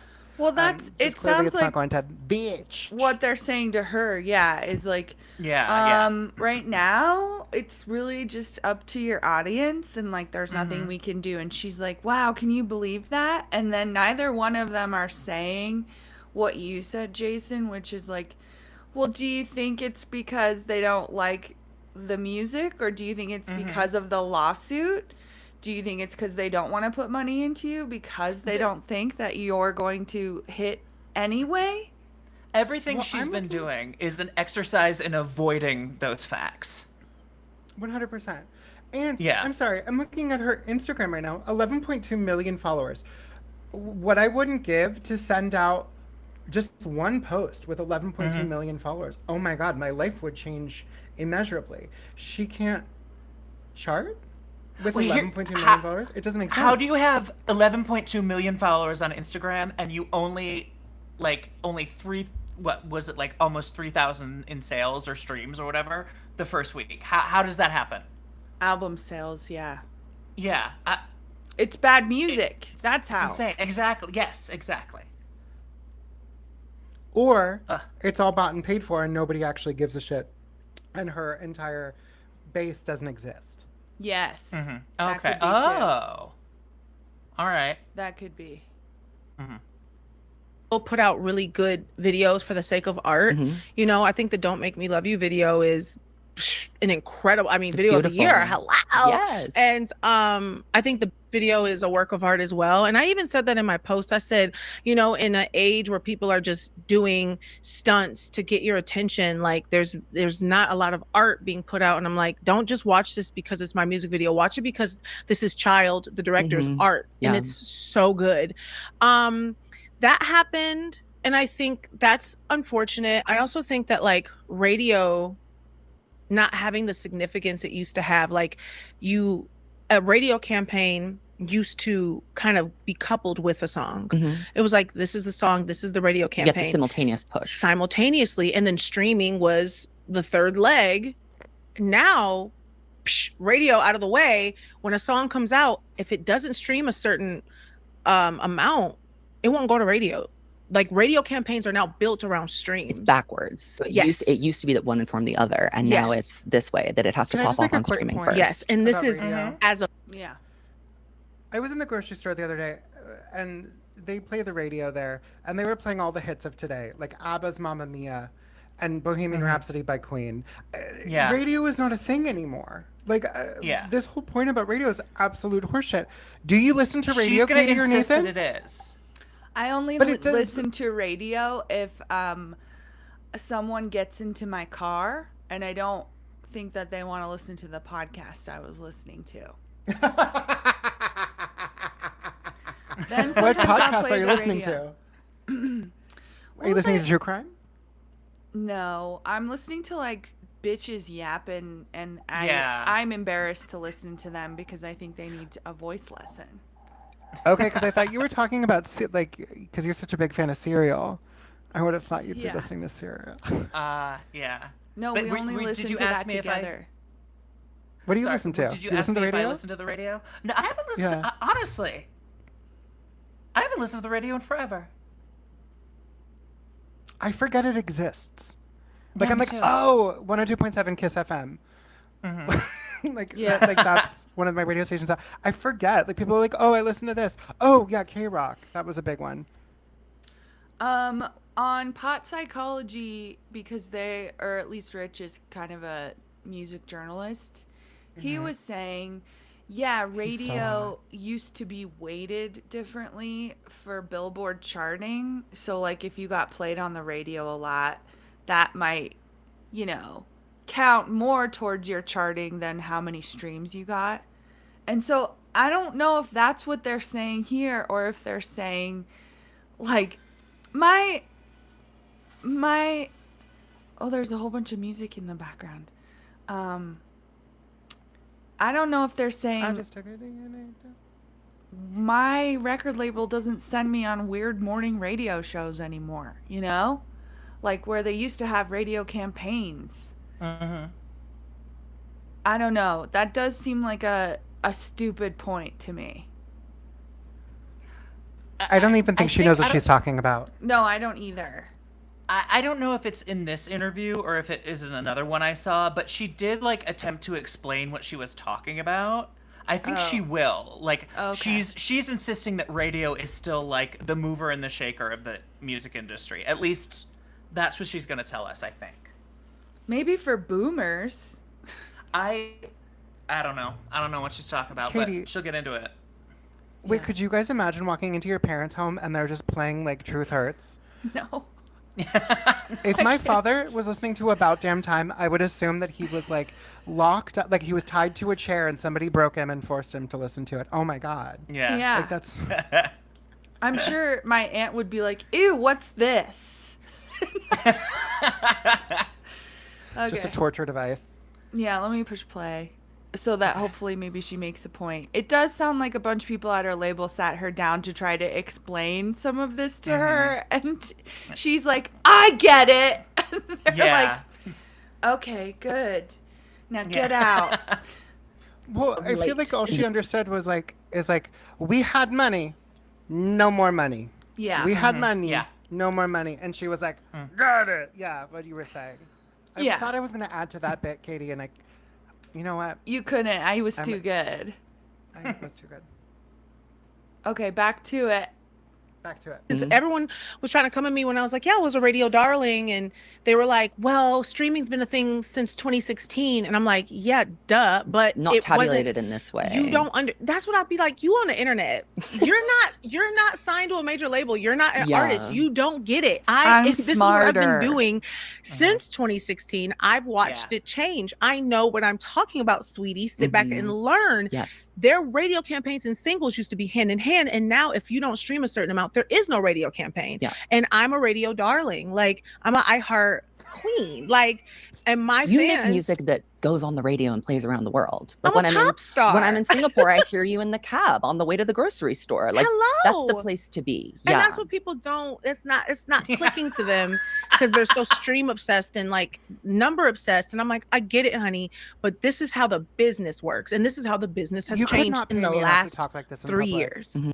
I know, right? This What is did you so say? I'm sorry, I didn't catch defensive. it.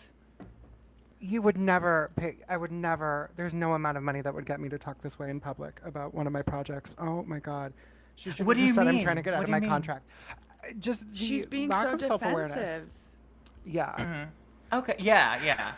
Just take the L, baby. I mean, at this Mm-hmm. point, like, just be like, pretend that you're Megan Thee Stallion and you're trying to get out of your nebulous record contract. Like, oh my God, lie. Make something Yeah. else up. But to double down in this way after literal numbers have been like, we're not interested is crazy to me. Yeah. Well, she's not the type to like stop. She's I mean, I'm surprised she didn't settle that case long ago. But no, she's taken it. She's gonna testify and look fabulous doing it. God help us. So Yeah. That purse seems to be part of needs her to be personality. burned. Yeah. Do you hate the style of the purse too? I hate that purse. I hate that purse so much. And I hate the negligee she's wearing over her shirt. She doesn't have friends. That's what I've decided. There's some Yeah. celebrities who don't have Or friends she doesn't to be listen. like, hey, friend. Yeah. I She could knows see better. either She's way. smarter. But again, she knows better. She's smarter. She knows she's not listening. You listen to her. You don't listen to the other way around. Okay, you know better. Yeah. Here's what I'm betting happened. She was like, "No, we're gonna do this," and the record label was like, "Okay, cool, let's try it your way." And then when it didn't work, they were like, "There we go." So now, do you want to go back to the way that works, or do you want to continue with this temper tantrum? Because she's having a temper tantrum. Yeah. That's what's happening. Yeah. She's stamping her feet because she didn't get her way, and you can hear it quite a Absolutely. few times throughout this interview. She's so annoying. Well, that's the thing. I'm like, who are you Good. yelling I'm at glad you right agree. now when you're saying, I've been a recording artist for 15 years, so I know how it works. Who are you yelling at? Are you yelling at the haters? Are you yelling at your fans? Are you yelling at your record label? Well, I think she's yelling specifically at the people who are like saying it's like, why is she talking about radio? She doesn't know what she's talking about. I think she's trying to set that record straight. So she's like, those people don't know what they're talking about. Which Radio I doesn't think know is what they're talking bullshit. about. Yeah. Radio does not know what radio is anymore. Yeah. That is the conversations they were having over at radio. Yeah, she's the one who's like reaching for things and she's like, it's Yeah. the radio. And they're like, no, it's not. She's like, yes, it is. I'm smart. I'm smart. Yeah. Straight up. And so that part also has shifted the landscape with pop. And I think now people are just like, I think something really crazy happened when do you remember on TikTok when musical artists started going on and being like, my label's telling me to make a TikTok, so now I have to make it. Like that was like the trend for a while. Like a bunch of artists were doing that because that was actually happening. And now it's like the artist is actually everything. Yeah. Like you have to do it all. You are the social media manager. Yes. You are the content production house. Yes. You do everything. And that is such an incredible weight to carry on top of making amazing music, Yes. which really should be your full-time job. Right. Having to do and wear all of those hats at once seems so The immediate fix for snoring at home. Hey, stop using those nose things for snoring. To stop Nathan, do you this, need you want to this? take stressful. Yeah. But I also am a part of it's partly my fault because I was a part of a generation of artists who like did that naturally, like me and Lil Nas X and Billie Well, because Eilish. you were such a successful independent artist for so long as well. This isn't an unfamiliar game to you. It's just the tools are different. Yes, and it was fun, and it still is fun for me. And I remember when it turned from me just like, f***ing around on social media to like, this is what you have to do. I was like, whoa. I was like, what do you mean is what I have I thought to this do? was for fun. Literally. And they were like, there's a label that had, when in the early days, had a Lizzo, they called it the Lizzo department as a joke for their like artist TikTok relations. Wow. Because I was like, the just, blueprint. I was just, The blueprint. Because you've been on TikTok. oh my God, since Renegade, Mhm. I was on Ellen doing You it. were- Not Ellen. That's how you know. Well, I was a part of the clips. The Renegade too. Oh my God. The Renegade. That's prehistoric TikTok. No, literally a dinosaur. Like I had a Musical.ly. But you're still popping. Yeah. I'm seeing the TikToks going viral, but you've also mentioned that there is a censorship that goes on TikTok. And I think what a lot of people are trying to figure out, not even just artists in general, this happens to me all the time too. It's like, why are there are certain things that get silenced and pushed down and not allowed to spread? And when you're trying to promote an album, that can be incredibly frustrating. What have you noticed in that respect? I've noticed that, you know what, I'm just going to make a blanket statement. TikTok has become a huge marketplace. And so now most of TikTok is ads, and they make a lot of money from those ads.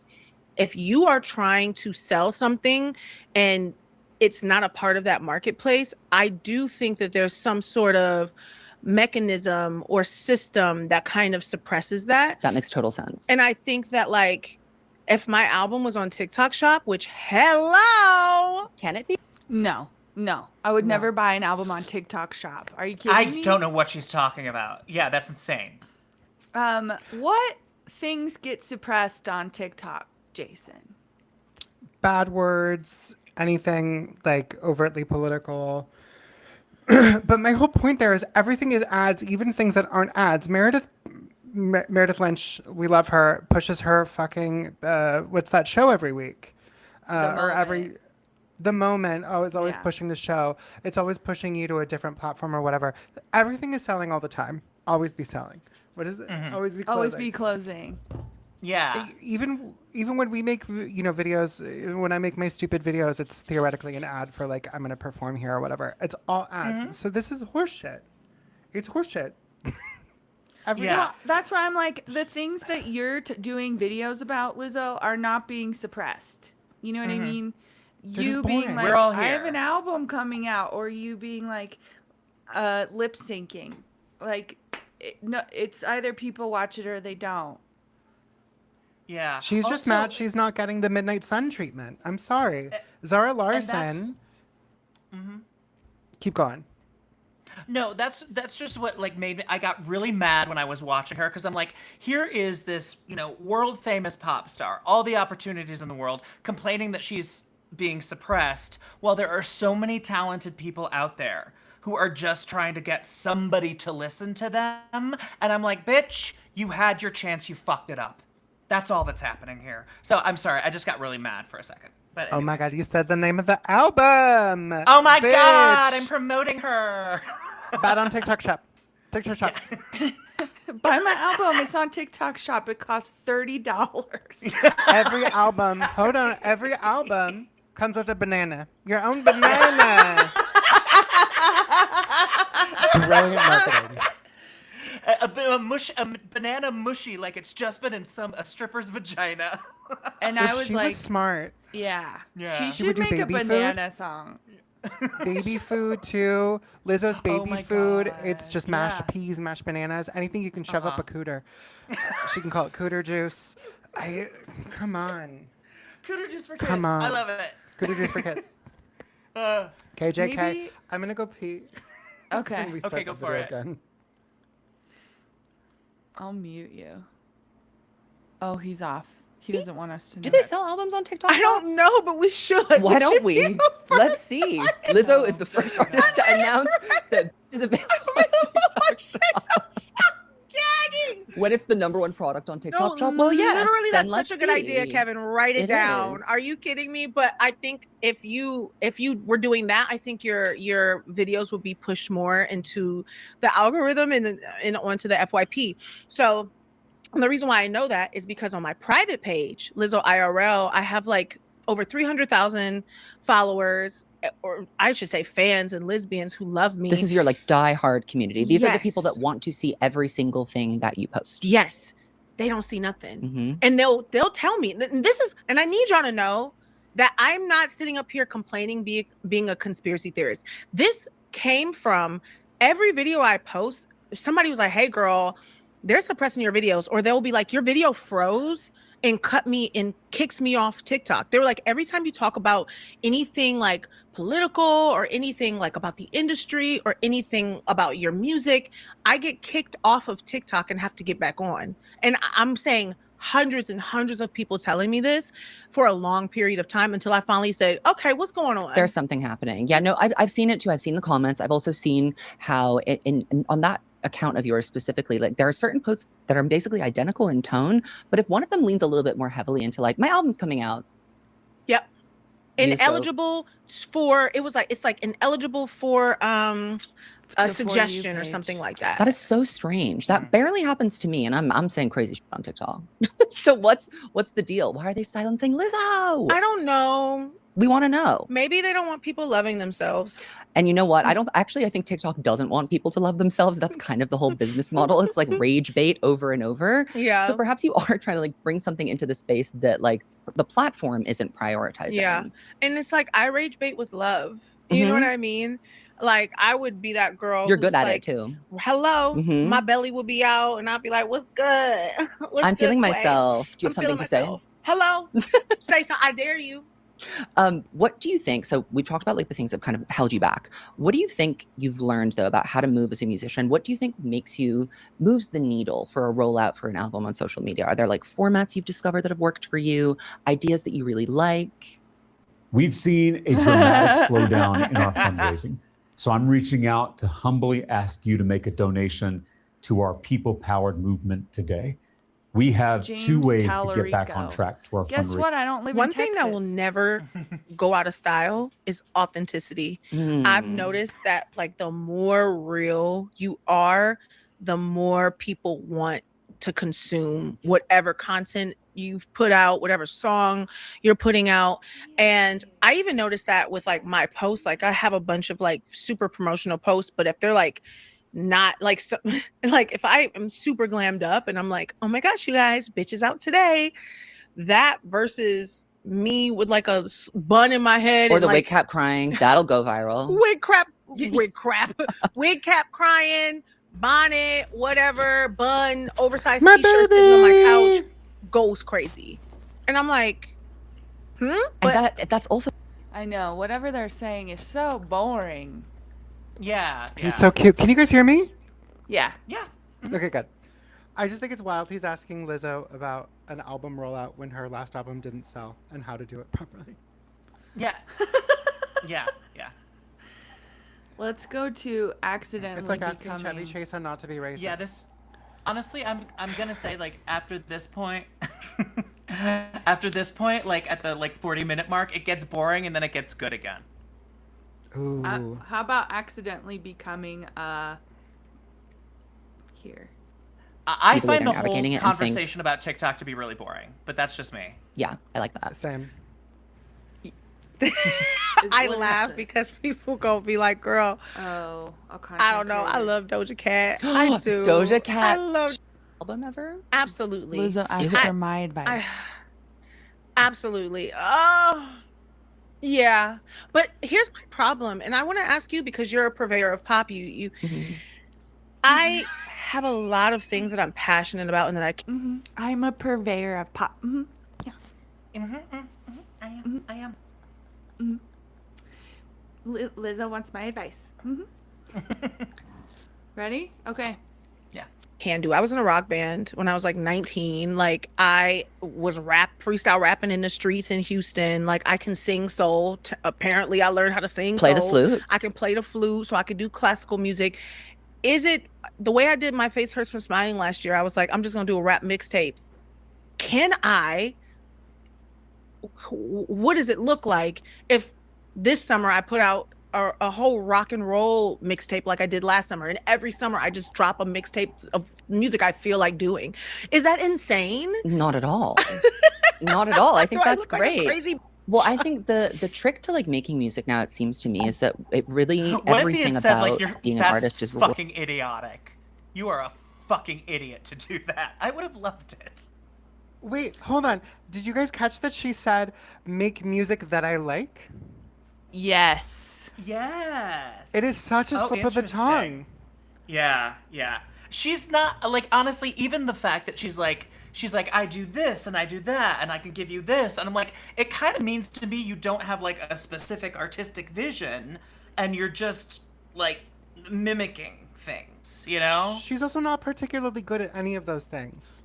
Yeah, fair, yeah. She's really good at the flute, and I think that's about the only thing that she's like a virtuosic, at least in that realm at. She's not a particularly good singer. She's not a particularly good dancer. She's not writing the music. That's Ricky Reed. Like she's definitely she's so frustrating. Yeah, that's weird. She's so fucking frustrating. Well, when she said, "Why don't I put out a rock mixtape?" I was like, "Isn't that the next one Beyonce's putting out?" So Beyonce did electronic or whatever, and then country, and then rock is next. I'm like, did you get that idea from Beyonce?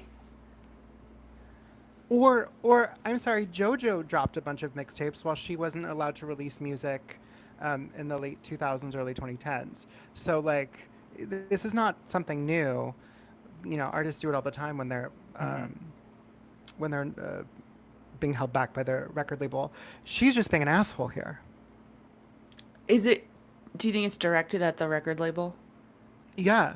I think it's a threat. I think it's a veiled threat, and I don't know what the veiled threat is, other than I'm gonna walk and I'm gonna do stuff on my own, which is like, okay, do it. She's not going to though, because she can't. Because of the she's not contracts? Good enough. Oh. No, she's not good enough. Yeah. Sorry. No, you're right. She's not. I mean, she's a pop phenom, but that doesn't necessarily mean it's like you're a musical fucking genius, you know? No. The other thing I was going to point out is that James Blake is having very similar conversations, if you're familiar at all with him. He's the guy dating Jamila Jamil. But he's like a electronic artist / like R&B soul, white guy from Britain, but incredible musician. I mean, he makes all of his shit. He produces all his own stuff. He writes his own stuff. He sings on his own stuff. And he's having very similar conversations about like lack of support from a record label, also active sabotage. And it's just such a much more compelling argument from somebody like Blake. I think we have maybe around 1 million followers across socials, right? He's not a particularly famous musician, but he's like your favorite artist's favorite artist type situation. Yeah. But it's such a more compelling argument. 100%. It's a compelling argument because it is true. He doesn't have the resources. She had them and then squandered them by fucking sexually assaulting her dancers. Yeah. That's what we're and then talking about here. not settling. I don't know if that would have helped her, but it doesn't seem like this is helping, you know.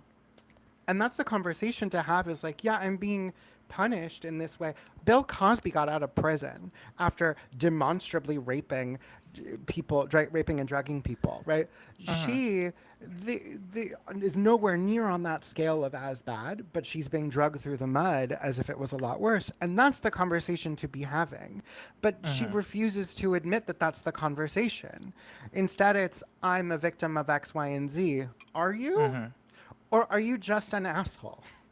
Yeah. And if you're an asshole, lean into that. Call your album's name Bitch. If you're going to be a bitch, be a bitch. It's like that 80 Bryant show. That show was called Shrill. It was a light moan at best. Nothing was shrill about that person. Yeah. If you're going to be a bitch, be a bitch. You're just whining. Yeah. Yeah, mewling. It's mewling. Yeah. Yes. See, that's why you're the dad. You're smart. I would like to see her just be a bitch. I think. I'm sure we would still be sitting here being like, wow, she's such a bitch. But, like, at least it would be, like... truthful. She's just committing the cardinal sin of entertainment, which is she's boring. She's being so boring. Yeah. Okay. This is supported by more. It's like more and more content. And I think it's lucky people like Olivia Rodrigo are in a very rare position that can't really be replicated, where she can go away for 3 or 4 years and do nothing and come back with 13 songs and it's a smash.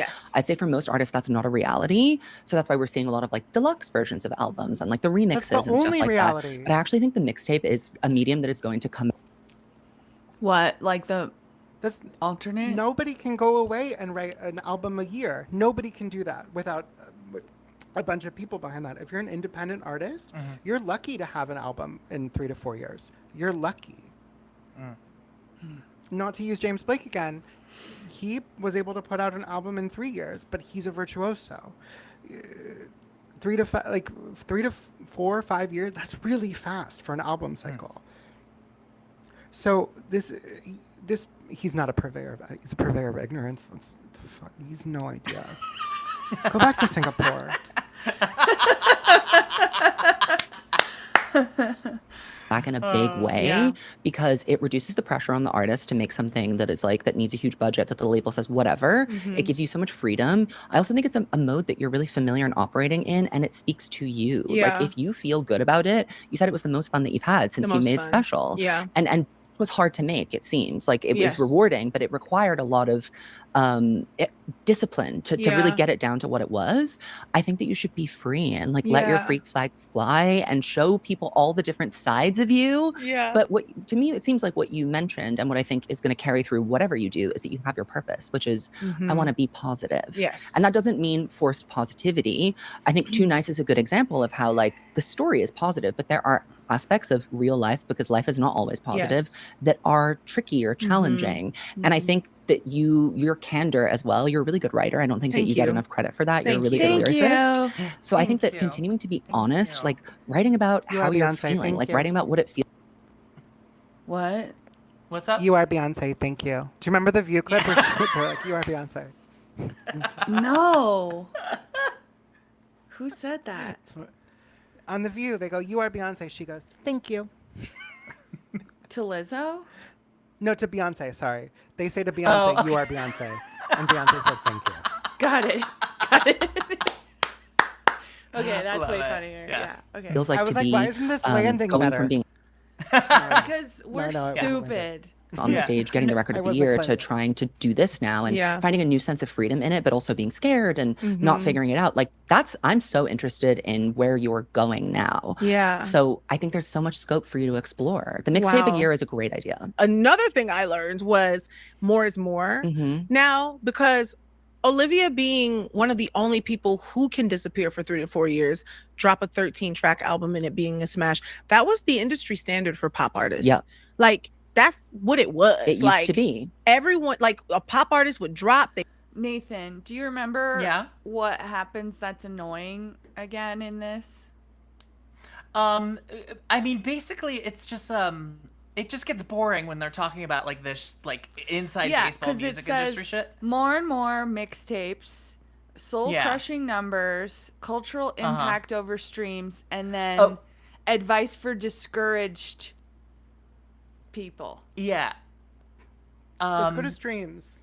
I was gonna say go to streams because I think it's when she starts talking about her cultural impact where it's just bonkers. I'm so ready. Yeah. Doing that since you came out.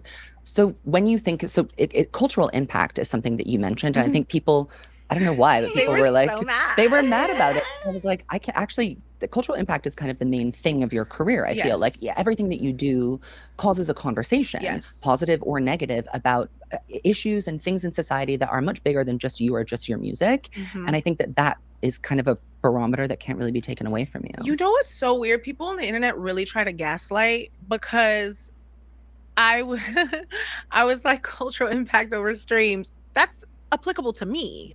If it's not applicable to your fave, then I don't know who your fave is, but don't you want your fave to have more cultural impact than streams? How are streams the be all and end all? You want it to at least be equal. If you're okay, here's the crazy part. If your fave is gets crazy streams, don't you at least want their cultural impact to be like equal, if not greater? Yeah, you want it to match. What are we talking about? Why did this trigger y'all so much? And then somebody was like, and you have neither. And oh, no way. Come on now. At this point, now you're just saying things to be mean, because I literally am in the billion stream club, which is not a lot of us. Diamond Records. The Diamond Record Club, which is like 7 Black women, including Mariah Carey, Whitney Houston, Beyonce, SZA. Like, there's not a lot of us. And the cultural impact that I've had, not only on the music industry with like the sound of like Juice, the sound of that like light, like disco pop funk sound. You kind of brought live instruments back to pop at a time when pop was really, really like stark and bleak. And electric and digital and I'm like, come on, guys, like let's Can we get a guitar up in this? Hello, let's not negate that, honey. Like the way that I speak of myself, like the cultural impact it's had on people. What? You are Jesus and nobody appreciates you. I mean, seriously, come on. The way he's like, you use instruments? You put a guitar on one of your songs? Oh That's my God. crazy. You sang words? Oh my God. Oh my use God. the English language. Yeah. And she's like, I know. Keep it coming. Yeah. Keep it coming. No, honestly, isn't this nuts though? Like just the If I was her really, producer, got me. If I was Ricky, I would be livid right now because he was instrumental in writing, and even if it's not a good album, yeah, I'd be livid if I wasn't getting any credit. But this reminds me, this conversation reminds me of when I was taking singing lessons for the first time, and I was like, oh, I maybe can't hit high notes, but I have tone. Like I was just trying to make up for the fact that like I couldn't emulate my favorite kind of singers, and I feel like that's what's happening here, where she's like, I can't do this, but I can do that. Yeah. Again, you could not pay me enough to say this shit. Yeah, the dichotomy of streams and cultural impact. I'm like, what is? It's just a weird conversation. You know, I don't understand what they're comparing to. You know, yeah. Anyway. Yeah. In body positivity, I came on the scene and big girls were getting campaigns. Yeah. There was a whole department where like we need a Lizzo type for this ad, for this show. Big girls were getting the recognition they deserve. Like, please stop. Yeah. Don't play with me. The cultural impact really, I mean, the streams, you literally can't argue with them because they're on paper. But I also think that your cultural impact is equivalent to a stream on a piece of paper. It is as undeniable. Yeah. So I think people really can't take that away from you. And like the other funny thing is like Lizzo's biggest fan is Lizzo. Good. As it should be. I don't know who your stands are. I don't know how you feel about yourself, but baby, I am my If you don't number love one your fan. music, who will? So I feel like a lot of no one. The answer is no one. Only you. Yeah. If you don't love it, who will? Well, I don't know. A few minutes ago, you said you'd like to make music that you like. Should I release music that I actually enjoyed making and feel passionate about once a year? Yeah. Could you imagine? Here's my comedy special. I'm not a big fan of it. It's not very funny, but here you go. Yeah.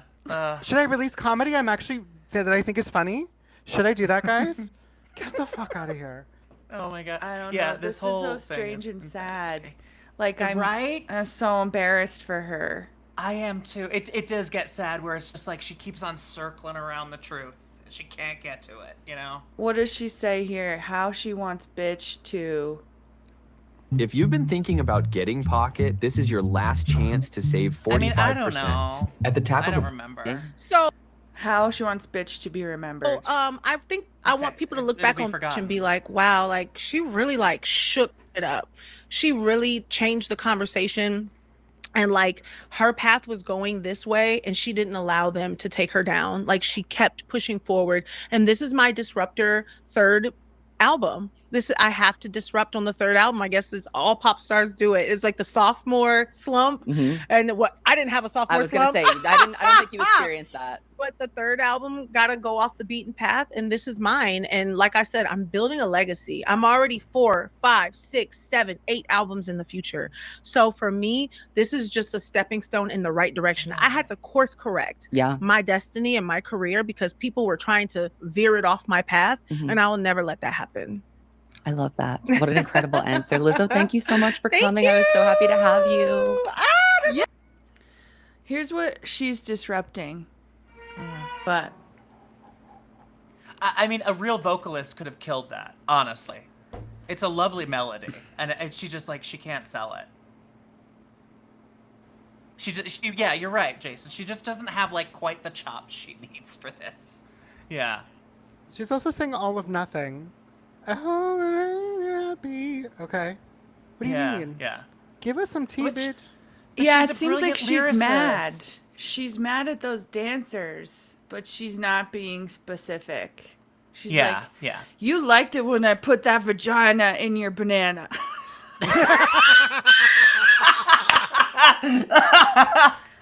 There's a vagina in my banana. Yeah. There's a vagina in my boot. In my banana. Oh my God. Also, it's just occurring to me now, she named her album after the song she didn't write. Yeah. Yes. She uses the chorus, and they call it a sample, but I'm like, if you're singing somebody else's chorus, that's not a sample. You're just plagiarizing. Yeah. Yeah. Well, that's what it's the same P. thing that got Diddy Olivia did. in trouble. Oh, yeah. With Taylor. yeah. Mm-hmm. So did she write other lyrics to the rest of that bitch song? No, not according to Yeah, Wikipedia. Yeah, there is. I mean, I don't. It's just the chorus that she like basically lifts whole hog. On Wikipedia it says She's a bitch. She's a bitch. I do my thing. I do my thing. I do my thing. Okay, so it's like she put a lot of work into that. Are those lyrics? Yeah. Uh-huh. I've been up since 6 Those sound like a.m. ad-libs working to my me. A to Z. Don't got energy to fake it. Shit, sometimes I need to sleep. She's a bitch. I heard what Here's you my said. thing too. Goddamn, let it get to me. You want me to be everything except a human being. I'm a bitch. I'm a lover. I'm a child. I'm a mother. The thing that doesn't work about this album in the same way that it does for Olivia is that Lizzo's album is about how difficult it is to be a celebrity. That's really what this album boils down to. I can't relate to that, Mama. That's true. I didn't invite my entire production to Moulin Rouge and then shove fruit up their butts. Like, are you kidding me? I can't relate to this lady. I didn't hire Bill Cosby's former lawyer. And Olivia was able to take Jason, those I want to same- ask, why haven't you done any of these things? These are rites Because of I've passage. Nathan, come over. Yeah. But like Olivia took those themes and she wrote them in ways that were relatable. Mm-hmm. Yes, she's talking about how difficult it is to be famous, but she wrote it in a love song so that her fans can relate to it. I can't relate to your thing, Lizzo. I'm sorry. No. Yeah. I don't know. And that Swiftologist is really just not doing anything. So Oh, he's just like, he's lobbing her softballs and she's like knocking them. You know, I mean, it's just like he's basically like giving her fodder for her own like ego-driven answers, I think. yeah. This is Yeah. like sad. This Ugh, is just it's- sad. Yeah. Do either of you watch Bob's Burgers? No. I love Bob's Burgers, yeah. There's an episode in the first season where they're doing like dinner theater and they're trying to get Bob involved in the play. And so his wife goes, let's do an improv. And so she starts this thing. She's like, ooh, it's cold outside. And then he goes, no, it's fine. And she goes, yeah, it's cold outside. And he goes, okay. Do you want a jacket? And she goes, see, you're good. That's what I think was happening this entire time. Yeah. See, you're good. You're great. Oh my God. Oh, all right. Anyway, I'm glad that I was not alone in my opinion that was one of the fucking most bananas thing I've ever heard. Haha. If we were higher, Yeah. that would have been so much fun.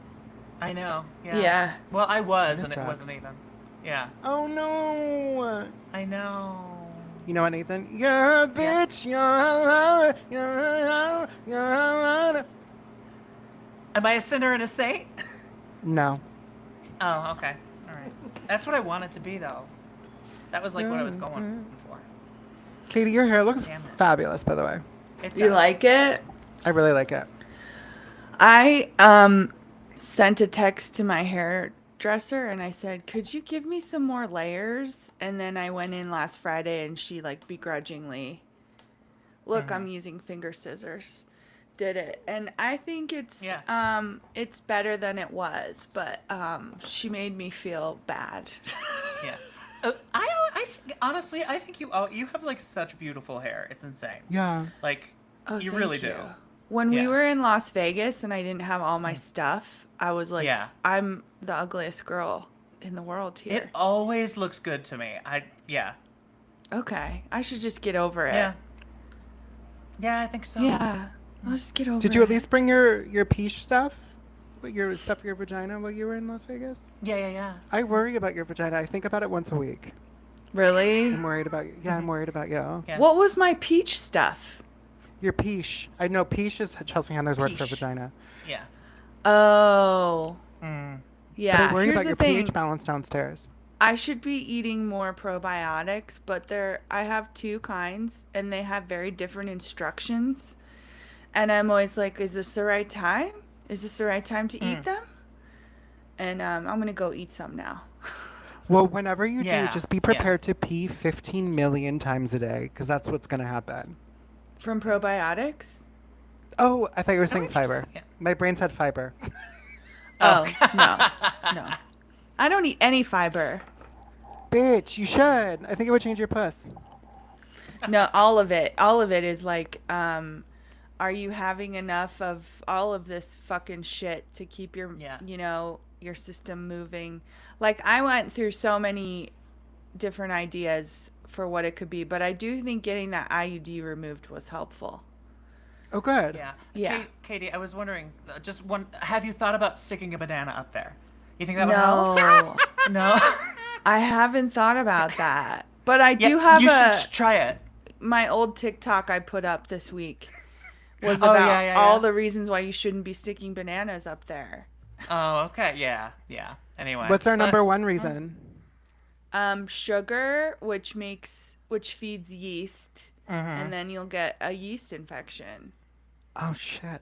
That explains Yeah. my UTI. Oh, well. I mean, it might not be that bad for a UTI, but yeast and like damp, dark places. What else is in there? Well, also that abrasive tip you were talking about. Yeah, the finger. Yeah. It's called the finger on the end. The thing. Yep. Is that the side Lizzo put in? Yeah. So I went on the website of the Bananan Bar and I saw a video of a woman who had the banana in her puss. I think this was 2 years ago. And it was just peeled like halfway down. So then, the part with the tip was in her vagina. Oh, well, yeah, I guess you do need like something solid to be like entered in there. Yeah. So you need to keep the peel. All right. You need to I keep the didn't think about peel. that. Yeah, but either way, it's like either side is going to be fucked up to be putting in there. So you better be careful. Mm-hmm. You better be careful when you're at home putting bananas in your vagina. Yeah. Just get like a pair of those like little nail scissors and just, snip that part off so it doesn't cut you. Well, that's the other thing I said. The women at that strip club are professionals. So True. Yeah. they probably know exactly what to do. They got bananas up their cooches every hour. They got to know what they're doing. I want to know what that first time was like, though. That Me first too. time sticking Yeah. a banana up there, like how awkward it was. I broke off! Like, I want to know. Yeah. I want to be there for that. I wonder if there's like geisha traditions around it where it's like they have this whole ritual of like your first banana. There I would love probably that. is because it Yeah. sounds like it needs to be really like specific and like Specific, yeah. yeah, we have to do it like this because we've found in the past that Yeah. this doesn't work. And also, if you're sticking your pussy in someone's face for them to bite the banana, we want them to leave happy too. Yeah. The Yeah. customer is always right. Yeah. Yeah. Absolutely. Wow. Absolutely. Okay, y'all. Yeah. So you're going to show us how to do it, Katie, before we sign off? Yeah. No. Set yourself up. I'm not. I'm not even gonna pretend. Damn. Oh, It's just what I wanted to see right now. I love pussy. Me too. Pussies. Yeah. No. So sorry. 2 gay men are ganging up on you, Katie. I'm so sorry. Yeah. No, but just for the people in the chat, I did all the things for my pussy. I took the antibiotics, I took the probiotics, I put boric acid up there, I put probiotic suppositories up there, got the IUD removed. same boyfriend, but we haven't been having a lot of sex because I've been like, this is your fault. And and because I got the IUD removed, I'm just getting my period willy-nilly. So that's where we're at. Oh, honey. Yeah. But I'm right. okay. Like, things used to be way worse. So, I mean, consider me 100%.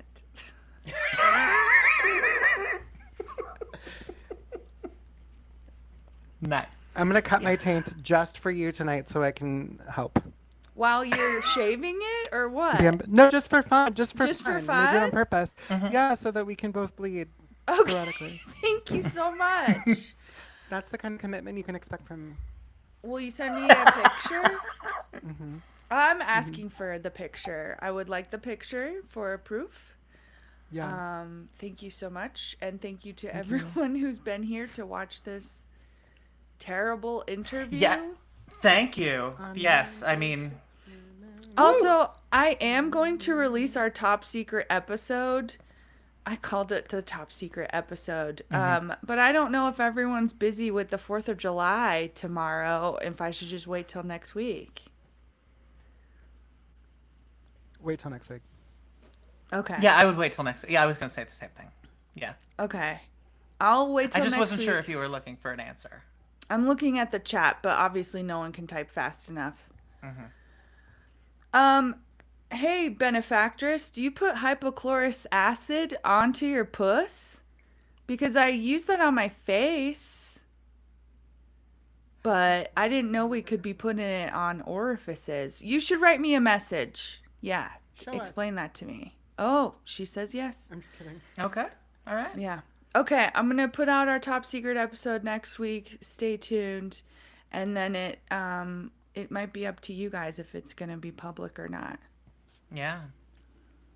All right. We'll see. I can't wait. Yeah. All right. Bye. We're just getting off Bye. Patreon. You guys don't leave. Don't leave, okay? Okay. Don't Okay, we're not going to leave. Okay. I'm gonna stay right Don't here. go Stop anywhere. it. Stop I'm it. Don't here. leave. I'm here. Don't leave. Mommy's here.